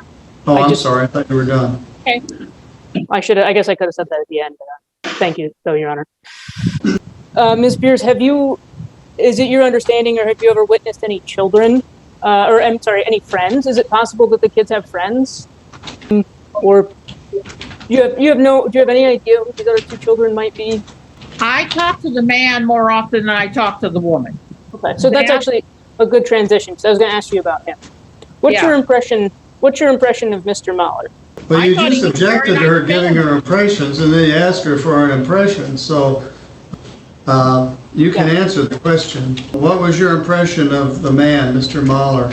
He was very nice gentleman. He was polite. He would say hi to us in the halls. We'd talk to him when he was either coming or going from work or the store or wherever it is he was coming from, because he always rode a bike. Do you like Mr. Mahler, Ms. Beers? He was a very nice gentleman every time I seen him. He didn't cause any issues with us. We didn't cause any issues with him. Well, that's a good point. I mean, you don't have to be perfect. You just have to respect yourself and your neighbors when you know it's a public space. You shouldn't inconvenience others in the apartment as a tenant, and he understands that at least. Has Ms. Myers ever asked you not to speak to her? She's asked us since all this has gone on not to speak to her children, and we haven't. So you haven't spoken to her children at all since an eviction proceeding was initiated? I'm gonna say since the last brouhaha with her doing what she did to Daniel, and I witnessed it, that I've not spoke to her children or anything. Her oldest young man opened the door. He was down here one day. He come down the steps. He opened the door and let Daniel and I out. Otherwise, I didn't say thank you or anything because I figured she'd go off. Have the children ever been rude to you? No. Have the children, okay. Do you think, you said you didn't know if Mr. Mahler was her boyfriend or her husband. Correct. Is either if he was her boyfriend or her husband, would that be a problem for you? No. Or I should say, if he was her boyfriend but not her husband, would that be a problem for you? Okay. No. Okay. You moved in September. 31st. September 31st. Okay. Okay. Thank you, Your Honor. That's all. All right, could you ask Daniel to come in? Yes. You gotta hold this. Don't put your fingers on the buttons because you'll disconnect. I'm going in the other room. Hello. Good afternoon, sir. Are you Daniel Beers? Yes, sir. This is Judge Middleton. I'm here at the court in Centerville. Could you please raise your right hand for me, sir? I got it up. All right, you swear or affirm any testimony you're about to give in this matter will be true to the best of your knowledge and belief? Yes. All right. I can only see your eyebrows up. If you could tilt the camera down there, that's better. That better? Yes. Mr. Thornton has some questions for you. Mr. Beers, you live in the apartment below Ms. Myers, is that correct? Yeah. Okay. And it's my understanding from your wife's testimony, you moved in at the end of September of last year, 2020. Is that correct? That's right. Can you, have there been any disturbances coming from the apartment above you, Ms. Myers' apartment, since you moved in? Oh, yeah. Can you describe those for us and give us a time frame? Well, time, I don't know. But what she does is she lets the kids run loose anywhere from 5:30 to 6 o'clock in the morning. And they're just stomping the heck out of the floor. And once you get up in the morning, you don't want to listen to that. Have there been any disturbances that sounded like fights coming from that apartment? No. Have you have any personal knowledge as to who's living in that apartment with Ms. Myers? David something. That's the color guy. He's an adult? Yes. Do you have any personal knowledge as to how many children live in that apartment? 3 during the week and 5 after the week, on Saturday and Sunday. Wow, this is a classic case of overcrowding. I mean, no way you can have that many kids in a 1-bedroom without it turning into a madhouse. When's the last time you knew that or saw that there were 5 children in the apartment? A couple weeks ago.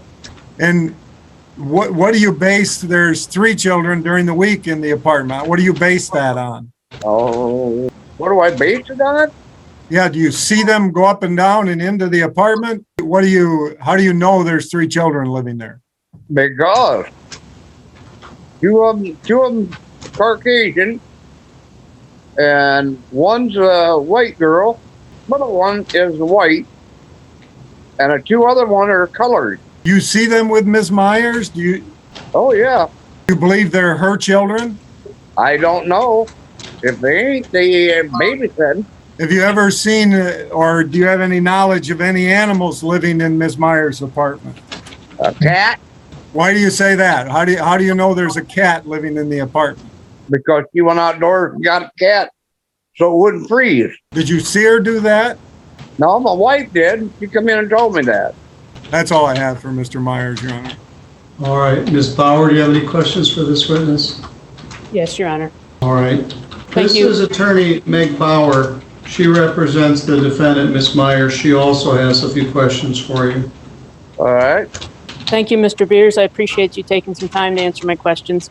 All right. You mentioned that there was some noise and disturbances. Have you ever told management about the noise and disturbances coming from that have bothered you?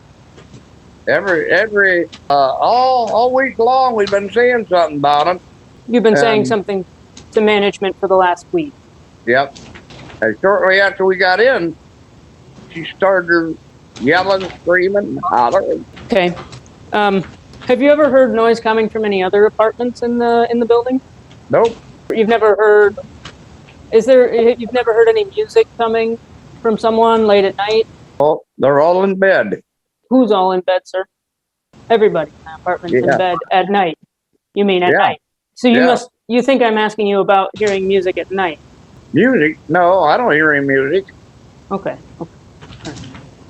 You mentioned that you think the colored guy's name is David. Yeah. Okay. Are you aware that his name, or is there, are you aware of a guy named Jonathan? No.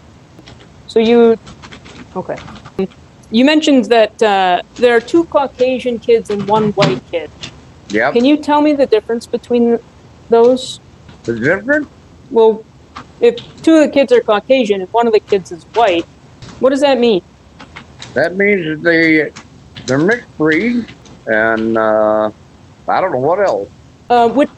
Just to use your words, Mr. Beers, which kids are, quote, mixed breed? The oldest boy and the oldest girl. Those are the Caucasian kids?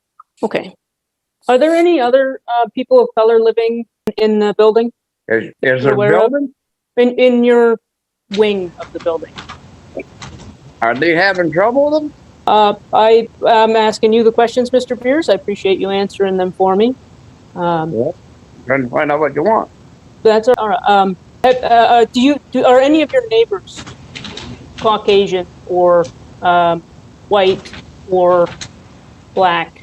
No, just her. Just the 2 kids. And Mr. David? David. Oh, yeah. Okay. Have the kids been polite? Have the kids ever been rude to you, Mr. Beers? No. No. Just Okay. your mother. Okay. Thank you, sir. Your Honor, I have no further questions. All right, Mr. and Mrs. Pierce, thank you for your time. I'm going to release you from this hearing. You can go on about your business. Thank you very much. Yep. You be good. All right, I'll do my best. Thank you. Yep. Mr. Thornton? Josie, was there any other witnesses from the apartment complex that we were expecting? No, just them 2. Okay. Your Honor, I would like to have Ms. Myers testify next. All right, Ms. Myers, would you please raise your right hand? She has it raised, Your Honor. Yeah, but I think that's her I think left that's hand. your left hand. All right. Can you hear me now?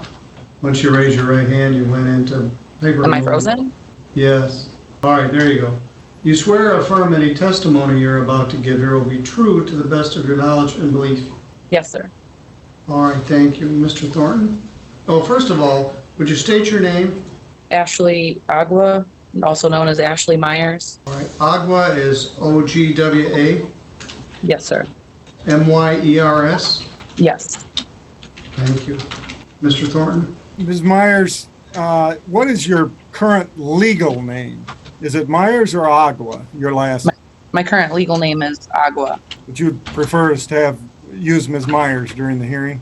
It really doesn't make a difference, whichever. Most people know me as Agua legally, so Do you ever go by Ashley as your first name? yes, sir.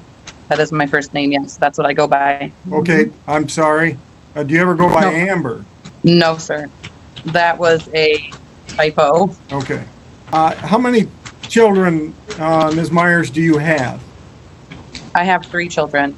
And can you give us their names and ages, please? Yes. I have Josiah Rogan, age 2. Jaden Agua. Stop. Could you spell that for us? Yes. Josiah, Josiah. Rogan, Rogan, age He's 2. Mm-hmm. All right, thank you. You're welcome. I have Jaden, Jayden, Agua, Ogwa, age 7, and Ava, Ava, Saeed, Syed, age 9. Thank you. You're welcome. And since you've lived in this apartment here before, has there been other children that reside in that apartment?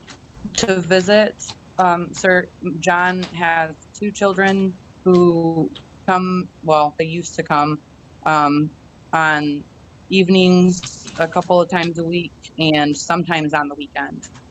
And when you say John, you're referring to Jonathan, is it Mailer. pronounced Mailer? Mailer, yes. So can you give us Jonathan's kids' names and ages? Yes. Justina, Juscina. What was her last name? She goes by Justina May, so I'm not sure of the spelling of the last name. Let me get it, sir. Excuse me. The last name is spelled Fayette,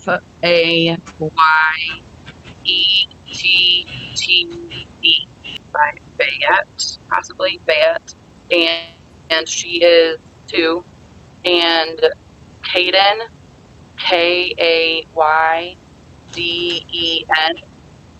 Mailer, Mahler, and he is 8.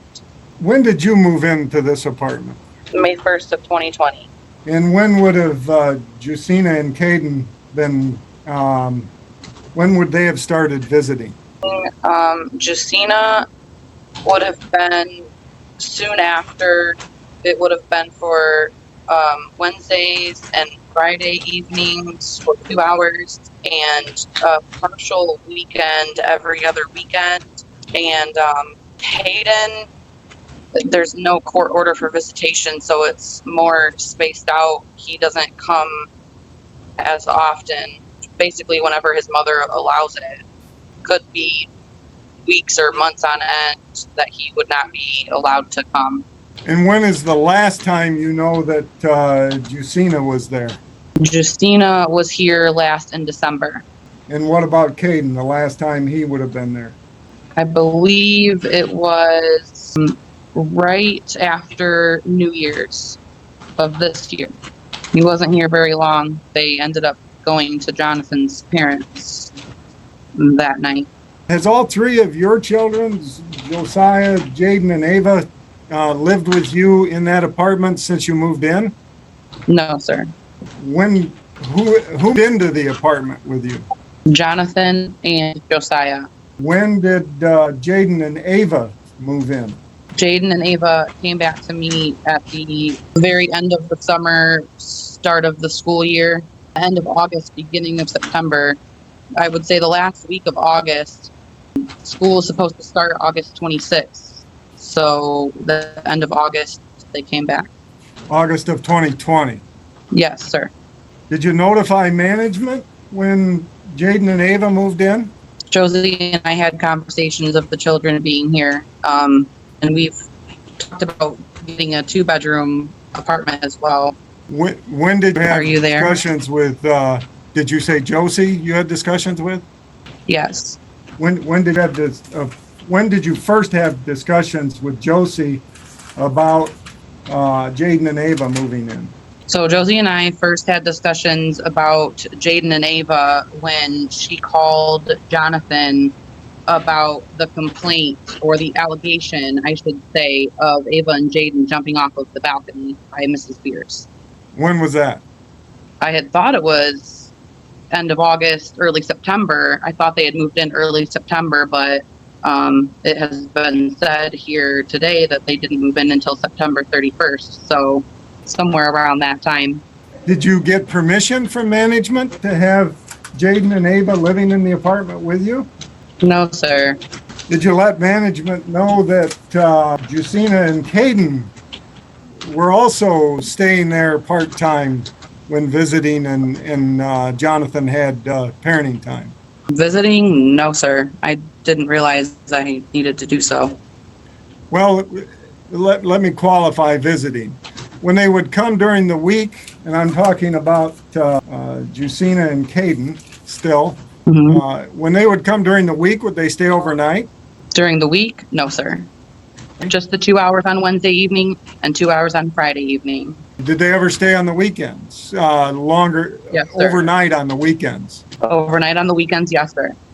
And we're talking about Justina and Caden. They would stay overnight on the Yeah. weekend. Yes, sir. Did you discuss that with management and get approval for that? No, sir, I didn't know I had to get approval for them to visit on the weekends. It's not just a visit if the kids are staying overnight every weekend. That's extra people living there, plain and simple. Is there anybody else other than Jonathan and the children we've been discussing that has lived in the apartment since you moved in? No, sir.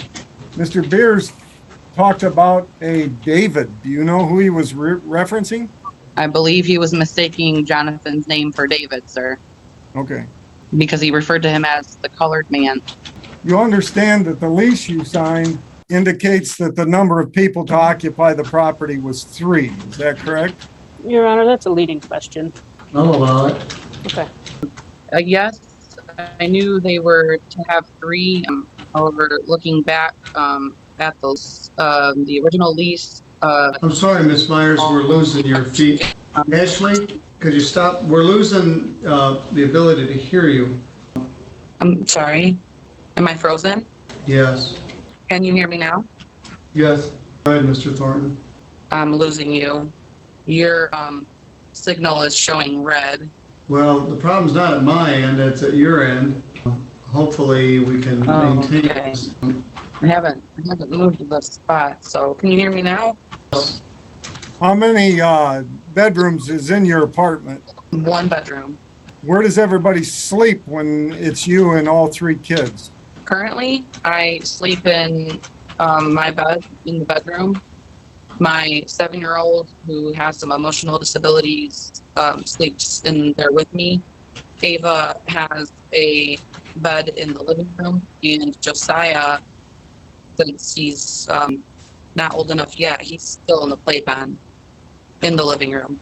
Do you have a pet that lives in the apartment with you? Yes, sir. And what is that pet? Cats. Okay. How many cats? 2. And when did you get the cats? I got the first one in October, and the second one came in December. October 2020 and December of 2020? Yes, sir. And they're still living in the apartment with you now? Yes, sir. Did you get permission and written authorization from the apartment complex to have those cats in the apartment? No, sir. Are there any other animals in the apartment? No, sir. Have there ever been any other animals while you've lived there in the apartment? No, sir. You understand, according to the terms of the lease you signed, that you were not to have animals unless you got management's authorization.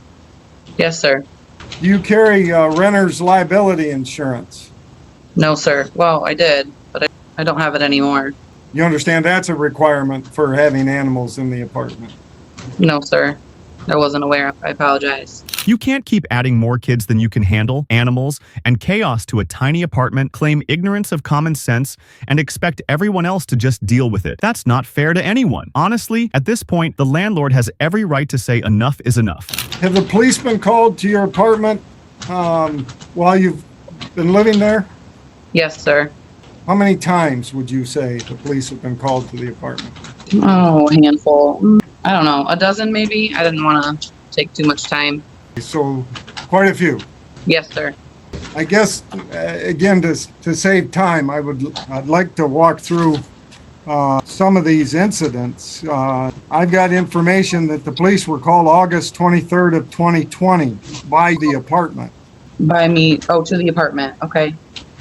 You remember that incident? I can't recall the exact date and circumstances, but I'm sure that if we get into it, I would know the situation. The police report indicates you were sitting in a silver Chevy Malibu, that there was... That would have been my ex-husband in the Malibu. Okay.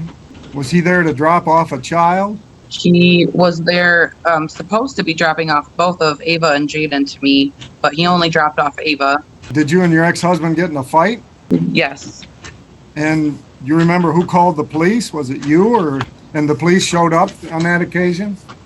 Yes, sir. Was anyone arrested? No. I'm sorry, I didn't catch your answer. No, sir. Nobody was arrested. So was it just yelling and screaming, basically? Yes, sir. Was this in the apartment or outside? In the parking lot. Was this during the day? Yes, sir. You recall about what time during the day? Oh, he's supposed to drop off at 6 p.m., so it was a little bit after that time. I've got moving on to the next one, I've got a date of September 30th of 2020. This one indicates complaining party was Jonathan Mailer. You remember that incident? I'm sure I could recall the situation. Report indicates girlfriend started throwing things at, it says girlfriend currently on the balcony, Jonathan inside the residence. Does that help you remember this incident? Yes, sir. Were you and Jonathan fighting again? Yes, me and Jonathan were fighting. Screaming and yelling? Yes, sir. Were you throwing things at him? Not at him, sir. I was very upset. He purposely put cereal on the floor when I was vacuuming, so I tipped his PlayStation. You did what to the PlayStation? I pushed it off. Attempted the TV and the PlayStation, but he caught it because they're very precious to him. So you pushed them off the table they were on, or what? The dresser that they sit on, yes. And what time of day was this? Oh, maybe afternoon or evening. Next report of October, before we go on, that one in September, was anybody arrested? No, sir. The next one dated October 24th, 2020. It looks like you were the complaining party. Report indicates screaming and breaking stuff. It looks like you were stating it was your boyfriend. What was going on that day? Oh, let me see if I can find the document because I would need more information to know what the situation was. It's dated 10/24 of 2020. What does it say it had happened, sir?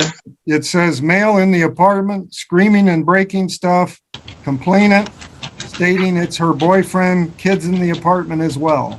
Oh, was that the day he broke the door over my head?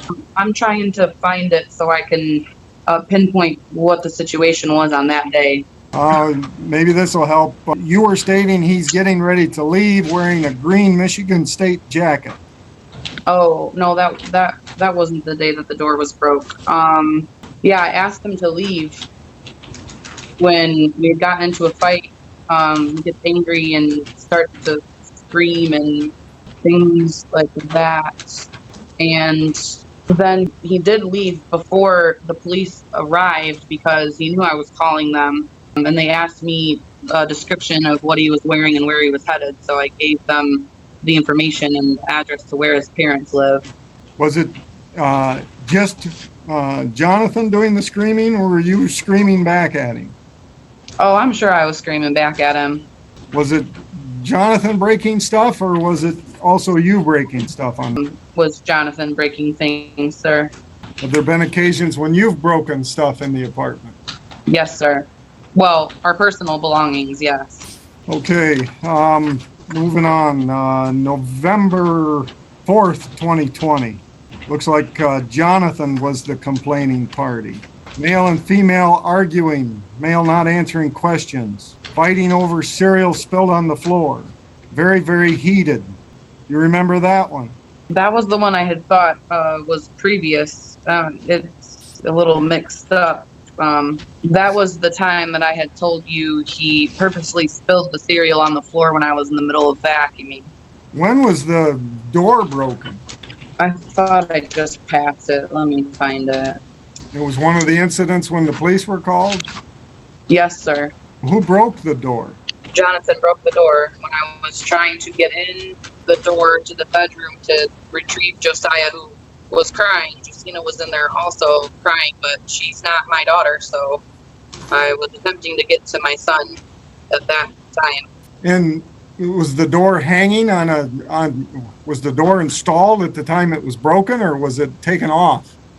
Yes, the door to the bedroom was installed, and when I tried to go into the bedroom to retrieve Josiah, who at the time was 1, he closed the door to keep me out, and I was trying to get in, and at that time, it literally broke in half over my head. Have other things belonging to the apartment complex been broke in the apartment? Yes, sir. What? What else has been broke? Jonathan broke the heater in the bedroom by stomping on it. He was angry with the fact that his charger cord was stuck in the heater and he could not get it out. Anything else? No, sir. Have you Just broke the fact anything? that Have you the- broke anything in the apartment that belongs to the apartment complex? No, sir. I was just going to say that the closet door, John removed and put on the bedroom door to replace the bedroom door because the bedroom door was broken. Now, moving on to December 18, 20, complaining party, Ashley Agua. It appears you were not at the location. Boyfriend is threatening suicide. Looks like he was at the apartment. You remember that occasion? Yes, sir. What was happening that day? So we had been messaging back and forth, and he explicitly told me he uses voice messages, so he doesn't have to type everything out. And I was out I was either dropping off his daughter to her mother, or I was at his parents or something, and he was angry. Was that the same night or a different night? I don't know. But anyway, I was outside the apartment and he had sent me a string of voice messages. And in one of the messages, he said that he wanted to slit his throat and die and crush everybody's windpipe around him, and throw knives at them and watch them die. And I understand the anger or the upset, but that part scared me, and for the safety of everyone involved, including. Was he threatening any of the neighboring tenants? Threatening? No. We're moving on to January 2nd of this year. Complaining party, Ashley Agua. Male subject causing problems. Looks like you asked him to leave 2 weeks ago. You were telling him to get off of you. You remember that? Yes, sir. What was happening that day? That day, I was going to get my children. I received a message from another female that he had reached out to. And we have been trying to work on the relationship, and I was very upset. I came home and I was avoiding him, and he was wondering why I was upset. I told him to ask her, and I wanted to be left alone. I went to bed with Josiah in the bedroom. He had came here visiting. That's the day that they had to go to his parents. I was in the bedroom. I asked him, could he either sleep in the living room that we can have some space, or could he go to his parents' house for the night or for the duration of the visit with Tenant? And he said no, that this was his place, and he had every right to be here. And Josiah and I were in the bed, and he put the pillow on my head, and since I didn't scoot over because Josiah was trying to sleep, he put his body on my body, and I told him to get off of me, and he wouldn't leave. So I got up and called Hayden's mother to see if she could assist in him leaving, and it went downhill from there. Was there a lot of yelling and screaming during this incident? Yes, sir. By both of you? Yes, sir. And it sounds like there was physical altercations between both of you. Yes. We'll move on to the next one. January 14 of this year. This one says welfare check on Ashley Agua. Coworker is on telephone with her now. She is hitting herself right now and screaming. What was happening that day? The 14th? Yes. Oh, I only have the one from the 15th, so I'm not sure. I have the one just from the 15th of when I was in the tub. You remember what happened on the day before the 15th? I didn't think there was something happened the day before, sir. I apologize. I don't have that one. Well, let's go to the 15th then. Caller stating that the mother of her son's child just called her, was in the bathtub mentally unstable. What was happening that day? Yeah, so around this time, this was after Jonathan and I broke up. and he left on the day we just spoke about. And I was very overwhelmed with, not only were we sick and in quarantine for 2 weeks, but also the breakup and the children. I had asked my ex-husband to come, even though it wasn't his weekend or his time. Could he come and take the kids? I guess I wasn't thinking, because he's very afraid of sickness, and I was sick, but the kids, they weren't so bad off as I was. And so he wouldn't come and get them because of being sick.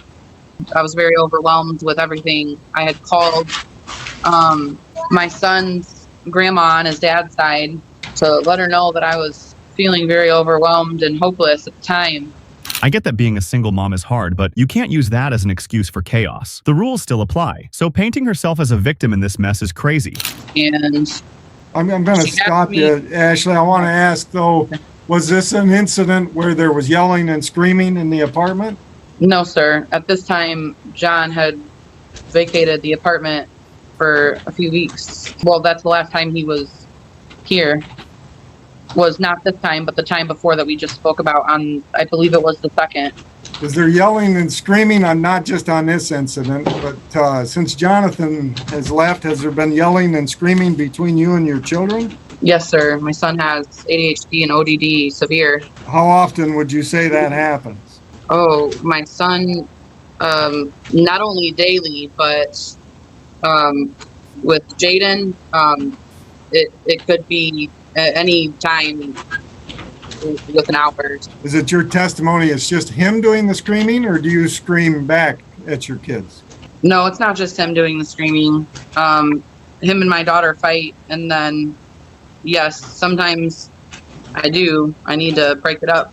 Sometimes a lot of the times he's very physical with the other children. Is it fair to say, Ms. Myers, that the incidents we just went through are the ones that the police were called, but is it fair to say that there have been other incidents when there were disturbances in your apartment when the police were not called?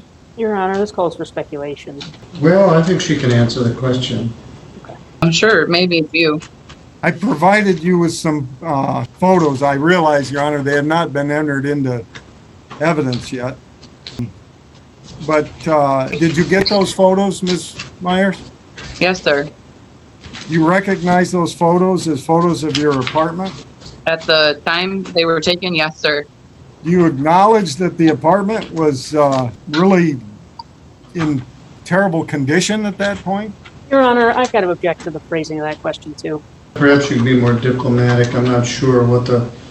How would you describe, Ms. Myers, the condition of the apartment shown in those pictures? Best.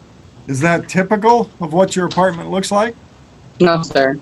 Is it your testimony that this was a unique circumstance? Yes, sir. It was a unique circumstance because, as I had previously stated, a lot was going on in the month of January. In the beginning of January, as we know, on the 2nd, the fight between Jonathan and I and his last removal from the apartment. That's the baby. I'm gonna have to get up and get him out of bed for his nap. But not only that, probably a week later, we were quarantined for 2 weeks. I don't have transportation right now, and I believe that I'm responsible for my own health and I'd be okay. But I'm pretty sure that I had, because I quarantined ourselves for 2 weeks. We had people from the church bringing groceries and diapers and things of that sort. I was very tired. I didn't have my sense of smell, things like that. And also with the eviction notice being brought in January on the 12th and going back and forth with Jody, trying to get some type of handle on the apartment at the same time. I'm trying to figure out where we're going to go and take care of myself and the kids. Pack, clean, break up my children here. My son has ADHD, ODD, and I struggle with severe depression and anxiety. In addition to trying to get ready for the inspection on the 27th of January, the same day that I was to leave to go to a business conference in Chattanooga, Tennessee. So do you know when these pictures were taken? Sometime in January, sir. So there was an inspection scheduled, I believe it was on the 27th, yes. and these pictures were, so I guess strike that.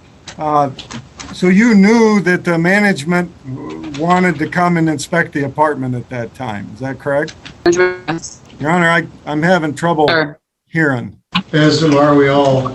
Ms. Myers, we're struggling with your feed there. Can you hear me now? Yes. The question was, Ms. Myers, did you understand at the time that the apartment complex and management was wanting in to inspect the apartment? Management, yes, sir. They had contacted you to make arrangements to inspect the apartment? Yes, sir. And were you there when they inspected and took these pictures? On the 27th, no, sir. I had left already to catch a carpool for Chattanooga. But you knew that they were going to enter and inspect the apartment? Yes, sir. You currently have income, Ms. Myers? Objection, relevance. Mr. Thornton? If she can't pay the rent, she cannot abide by the lease. That wasn't pled in the complaint, and that's not part of the termination action. Fair enough. I'll sustain it. The Mr. and Mrs. Beers, you heard their testimony earlier, is that correct? Yes, sir. What happened here recently did you get into a shouting match with Mr. and Mrs. Beers? What caused that? So, I know you're struggling there. We've seen this circumstance before when a witness is trying to live their life while they're testifying in a court proceeding, but that's interfering with our ability to hear. And I can see that you're struggling. can you hear me now? All right, try again. At times we've had an excellent signal. Right now, let's see if we can get back to that. Can you, like you've got, something has changed. You've got something covering the microphone. I'm holding it on the side. Can you hear me now? Sort of. Before we lose you, what's your telephone number? 269-364-85. Your Honor, I can email it to the court. All right. I'm thinking we may, she's about out of power. Would you please do that for me? Yep. Out of power. Am I still frozen? No, but we can't hear you. He was napping. Wait now. Okay, so let's go outside and try that then. Okay, come on. You might be a little cold, but it's alright. Let's go. Thank you. Can you hear me now? Sort of. Not well. That's really strange. Can you hear me now? Everything's turned up as high as it goes.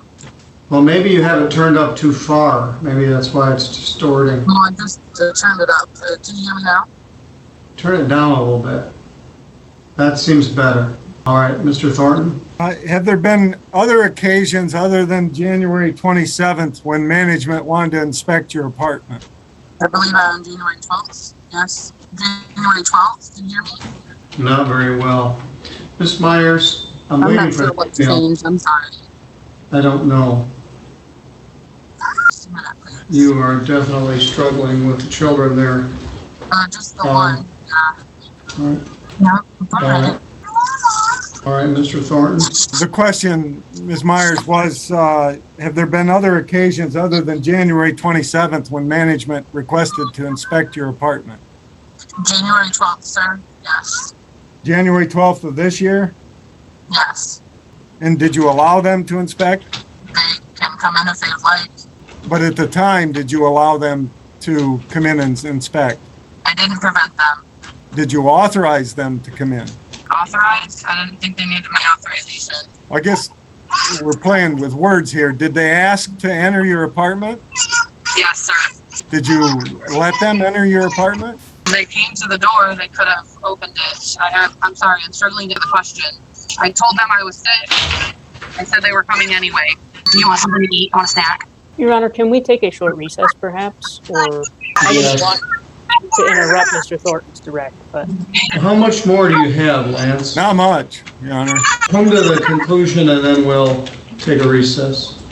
Okay. Other than the January 12th, Ms. Myers, was there any others? January 12th, January 27th, any other occasions they've asked to come in and inspect? They insinuated that I had a city inspection on March 10th. But nothing came of that? I apologize. I'm sorry. Did anything come of the March 10th inspection? I believe the management did, yes. All I have, Ms. Myers, Your Honor. All right, Ms. Myers, I'm gonna put you in the waiting room, and we'll come back in 10 minutes. All right, thank you. All right, I'm just gonna stop the record, but I'm gonna leave the live feed on, so bear in mind that the live feed is on. We'll come back at 3:45. Thank you, Your Honor. Oh, no, we're, message on my voicemail from Hugo. He said that he had things for your wife if you would stop by. Well, Sounds like an older gentleman. he's 99. Oh, my. He might be 98. He's a very nice man. Sounds very nice. But he and my wife belong to the same Catholic charity, so she gets tons of this stuff. Yeah, he did mention, and your priest. God, look, they brought me that email with that phone number. I don't know what I did. He said, I'll ring it. All right, Meg's back. Hi. Welcome back, Ashley. I think we all need a little break there. We're back on the record. We're still live on YouTube, and we are still on the Zoom platform. Mr. Thornton finished with his questions that he had for you. Your lawyer, Ms. Bauer, now has some questions for you. Ms. Bauer? Thank you, Your Honor. Let's address the elephant in the room here first. Well, whatever, anyway. Did you attempt to get childcare today? Yes. And were you able to get, or which of your children is with you today? Josiah.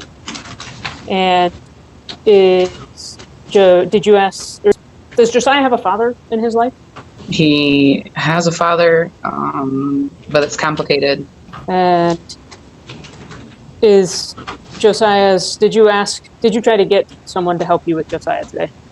So all of them are supposed to go to my friends where the other two are right now, but they all woke up at 4 o'clock this morning. So Josiah, at the time she came at 1:30 to pick them up, was deep into his nap, and I thought it should be okay for him to continue.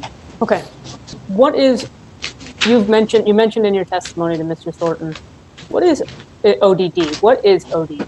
ODD is oppositional defiance disorder. And you mentioned that one of your children has ODD?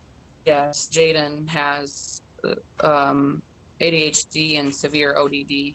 Has a medical provider ever informed you that Jaden has been diagnosed with oppositional defiance disorder? Yes, ma'am. Was there, okay. I wasn't sure if Mr. Thornton was saying. What is it like, or what, tell us about your experience with oppositional defiance disorder.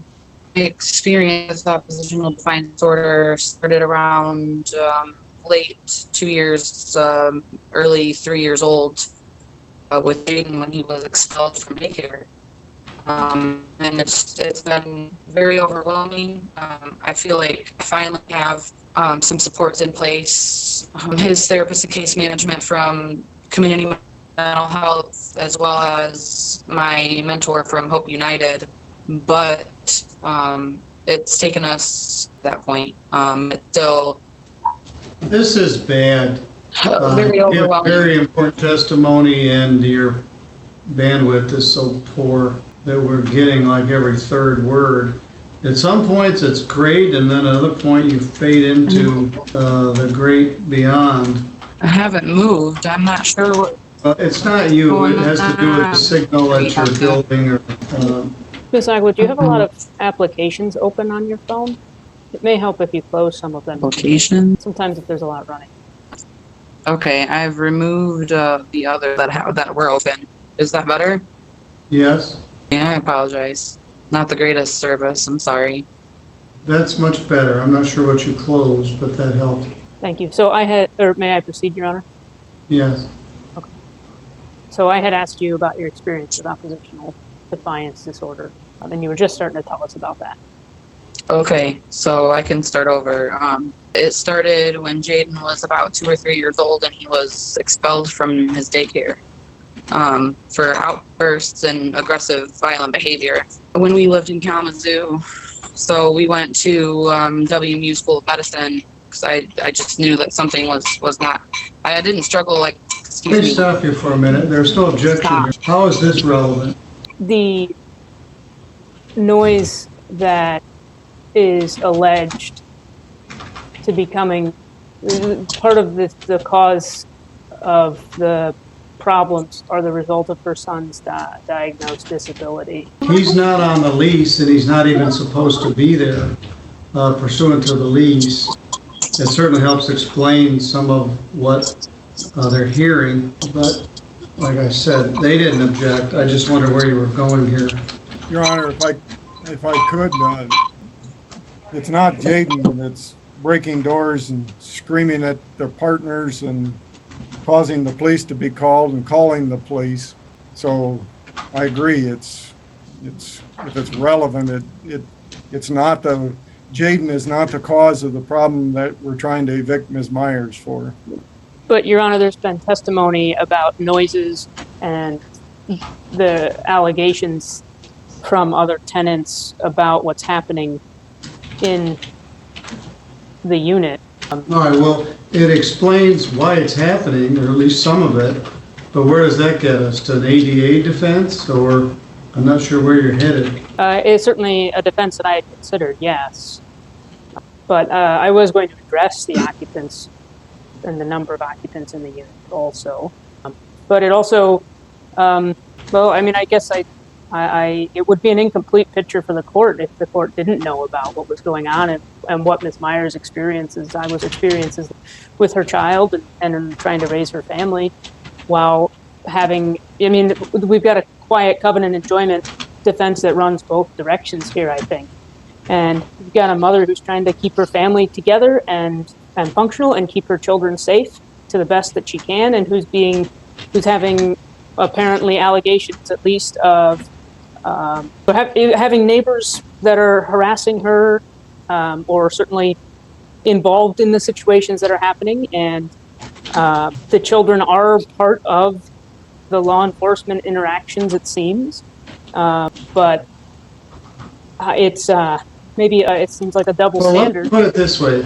Honestly, this whole situation is a result of her choices. At some point, sympathy runs out when the facts are this bad, and the lawyer's trying to make this sound like it's no big deal. But the neighbors have been living in a nightmare, and it's not normal.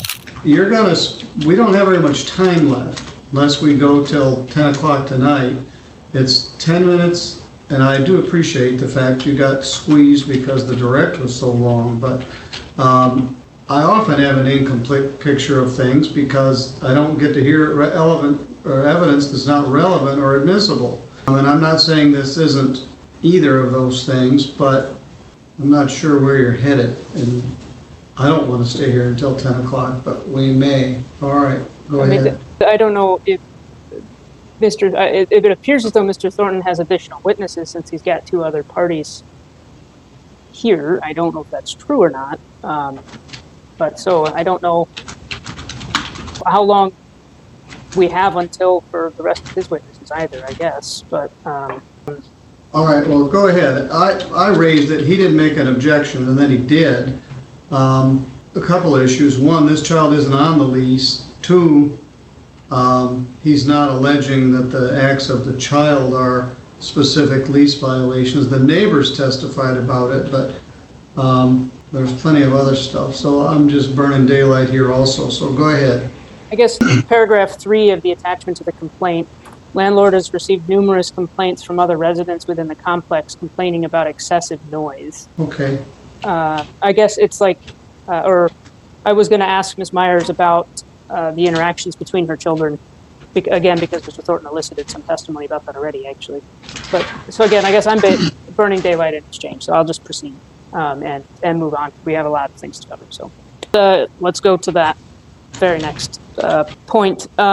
Ms. Agua, at what point in time did your ex-husband's 2 children move in with you? About the end of August. And what was that expected? No. And why did it? Well, when the pandemic shut everything down, I was in Kalamazoo and lost my school and childcare for the kids. I had to resign from my job and move to my mother's in St. Joe. When that didn't work out, I moved here with Jonathan, and the 2 older children went to stay with their dad while he was working from home. I didn't expect the pandemic to last longer than a month, but it has more than a year, and he needed to go back to work.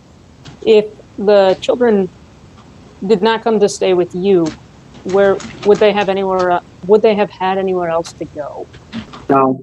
Could they stay with their father? No, he stayed with me and could not afford the childcare. Could you afford the childcare? No.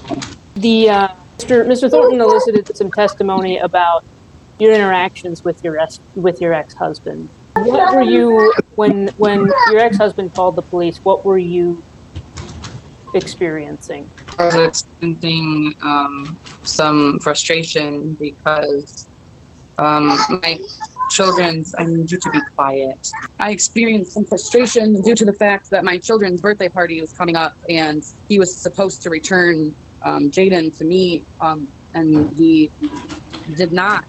His birthday was coming up that weekend, and I have physical custody of the children. So by that point, he was in violation of that. So were you afraid that he was taking your child from you? Yes. And it hasn't been the first time. So are you aware of any other times that law enforcement has been called on you by someone who does not reside in your unit? No. Well, besides my ex-husband. Right, other than this one incident. So it's safe to say that all of the police activity in the unit has been the result of you or Jonathan calling the police. Yes. So I'm going to pull up the crime addendum that you are alleged of breaching, the crime-free lease addendum. Your Honor, that was filed and attached to the complaint, so I'm not introducing it as an exhibit. Is that okay? Yeah. Okay. So the crime-free lease addendum says that resident or any members of the resident's household shall not engage in any criminal activity, including drug-related criminal activity, which means the illegal manufacture, sale, distribution, or use of a controlled substance, or the possession with intent to manufacture, sell, distribute, or use of a controlled substance. Have you ever manufactured, sold, or distributed a controlled substance? No. Has law enforcement ever been called to your property, to your knowledge, for anything related to controlled substances? No. Okay.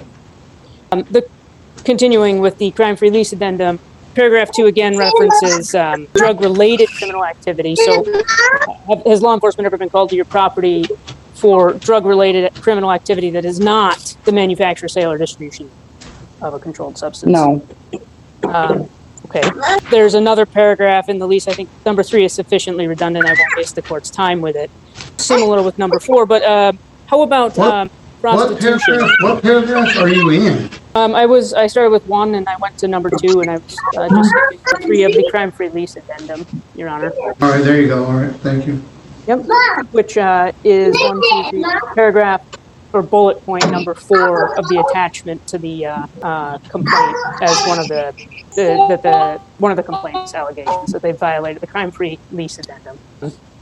So again, number 4 revolves around controlled substances, but number 5 says that a resident or any member of the resident's household, any guest or other person under the resident's control shall not engage in any illegal activity, including prostitution.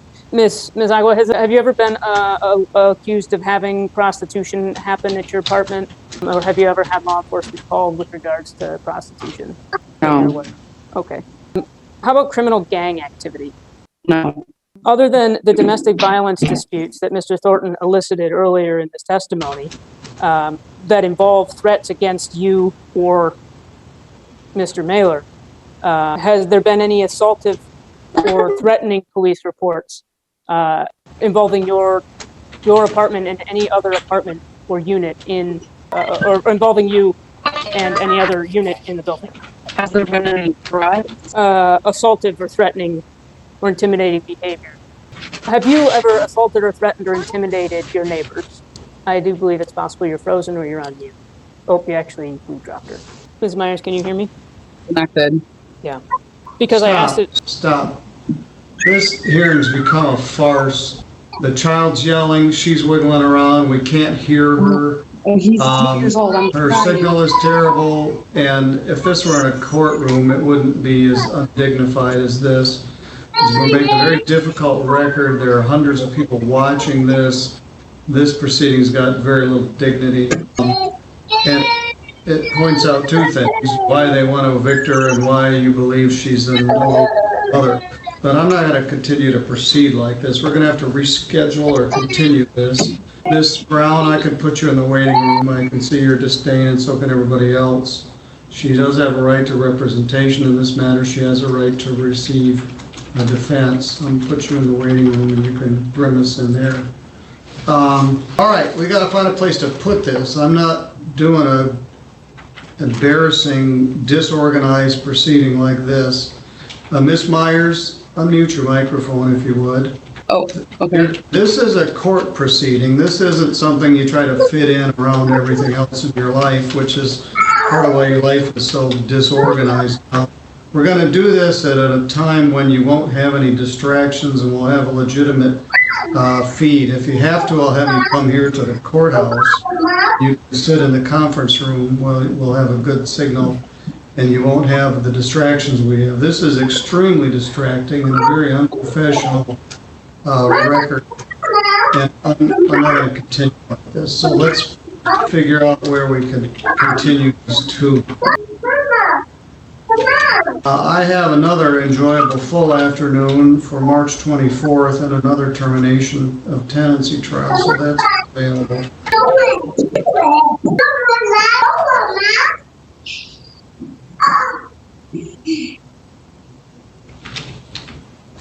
At this point, with how messy this case is going, it's obvious she's delaying the proceedings. She really should have kept a low profile, not caused problems, and not expected to live freely in that apartment with all the violations she's been dismissing.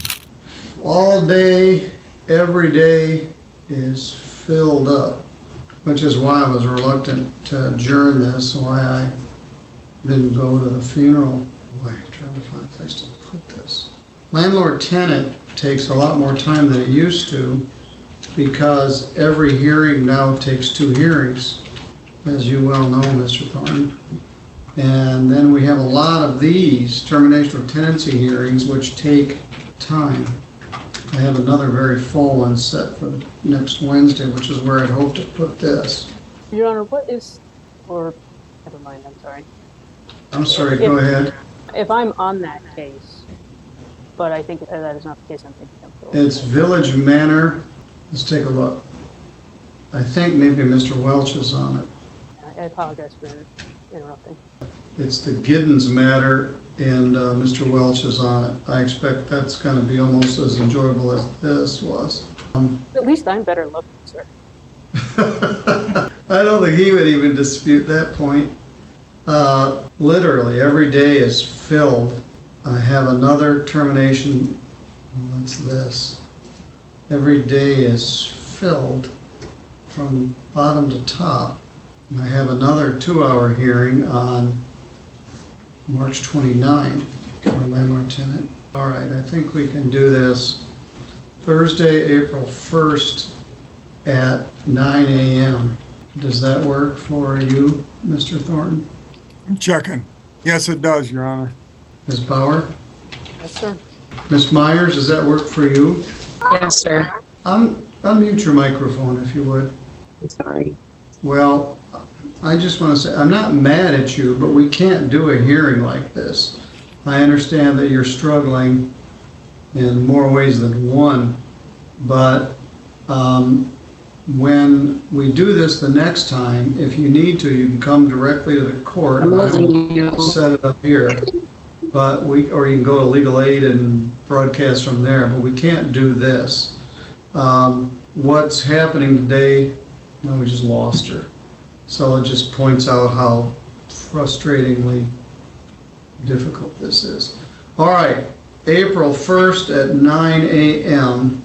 We will continue with examination of the defendant without a daycare necessity.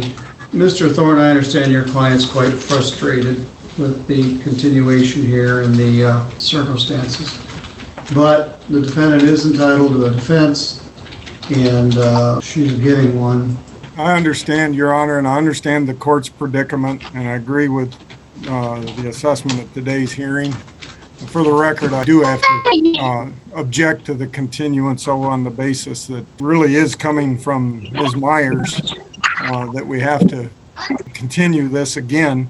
And it just does work to her advantage to stay in this apartment. And so with that, I'll just put I do understand the court's, why the court's. I understand your objection. It's the defendant's disruption that caused the need for the continuance, exactly. But it's not malicious disruption, it just is. All right, well, we'll try this again, get a good night's sleep. We're gonna need it. I'll see you all on April 1st at 9 a.m. I'll block out my calendar. I'll have arraignments that morning, and I'll try to finish them before 9 o'clock. Literally, each day is filled with court business. So we'll fill it with a little more. We'll do this on April 1st. All right, you're all free to go. Thank you, Your Honor. Thank you, Mr. Thank Thornton. you. Well, some days are harder than others. This is true. All right, thank you for your help. Absolutely.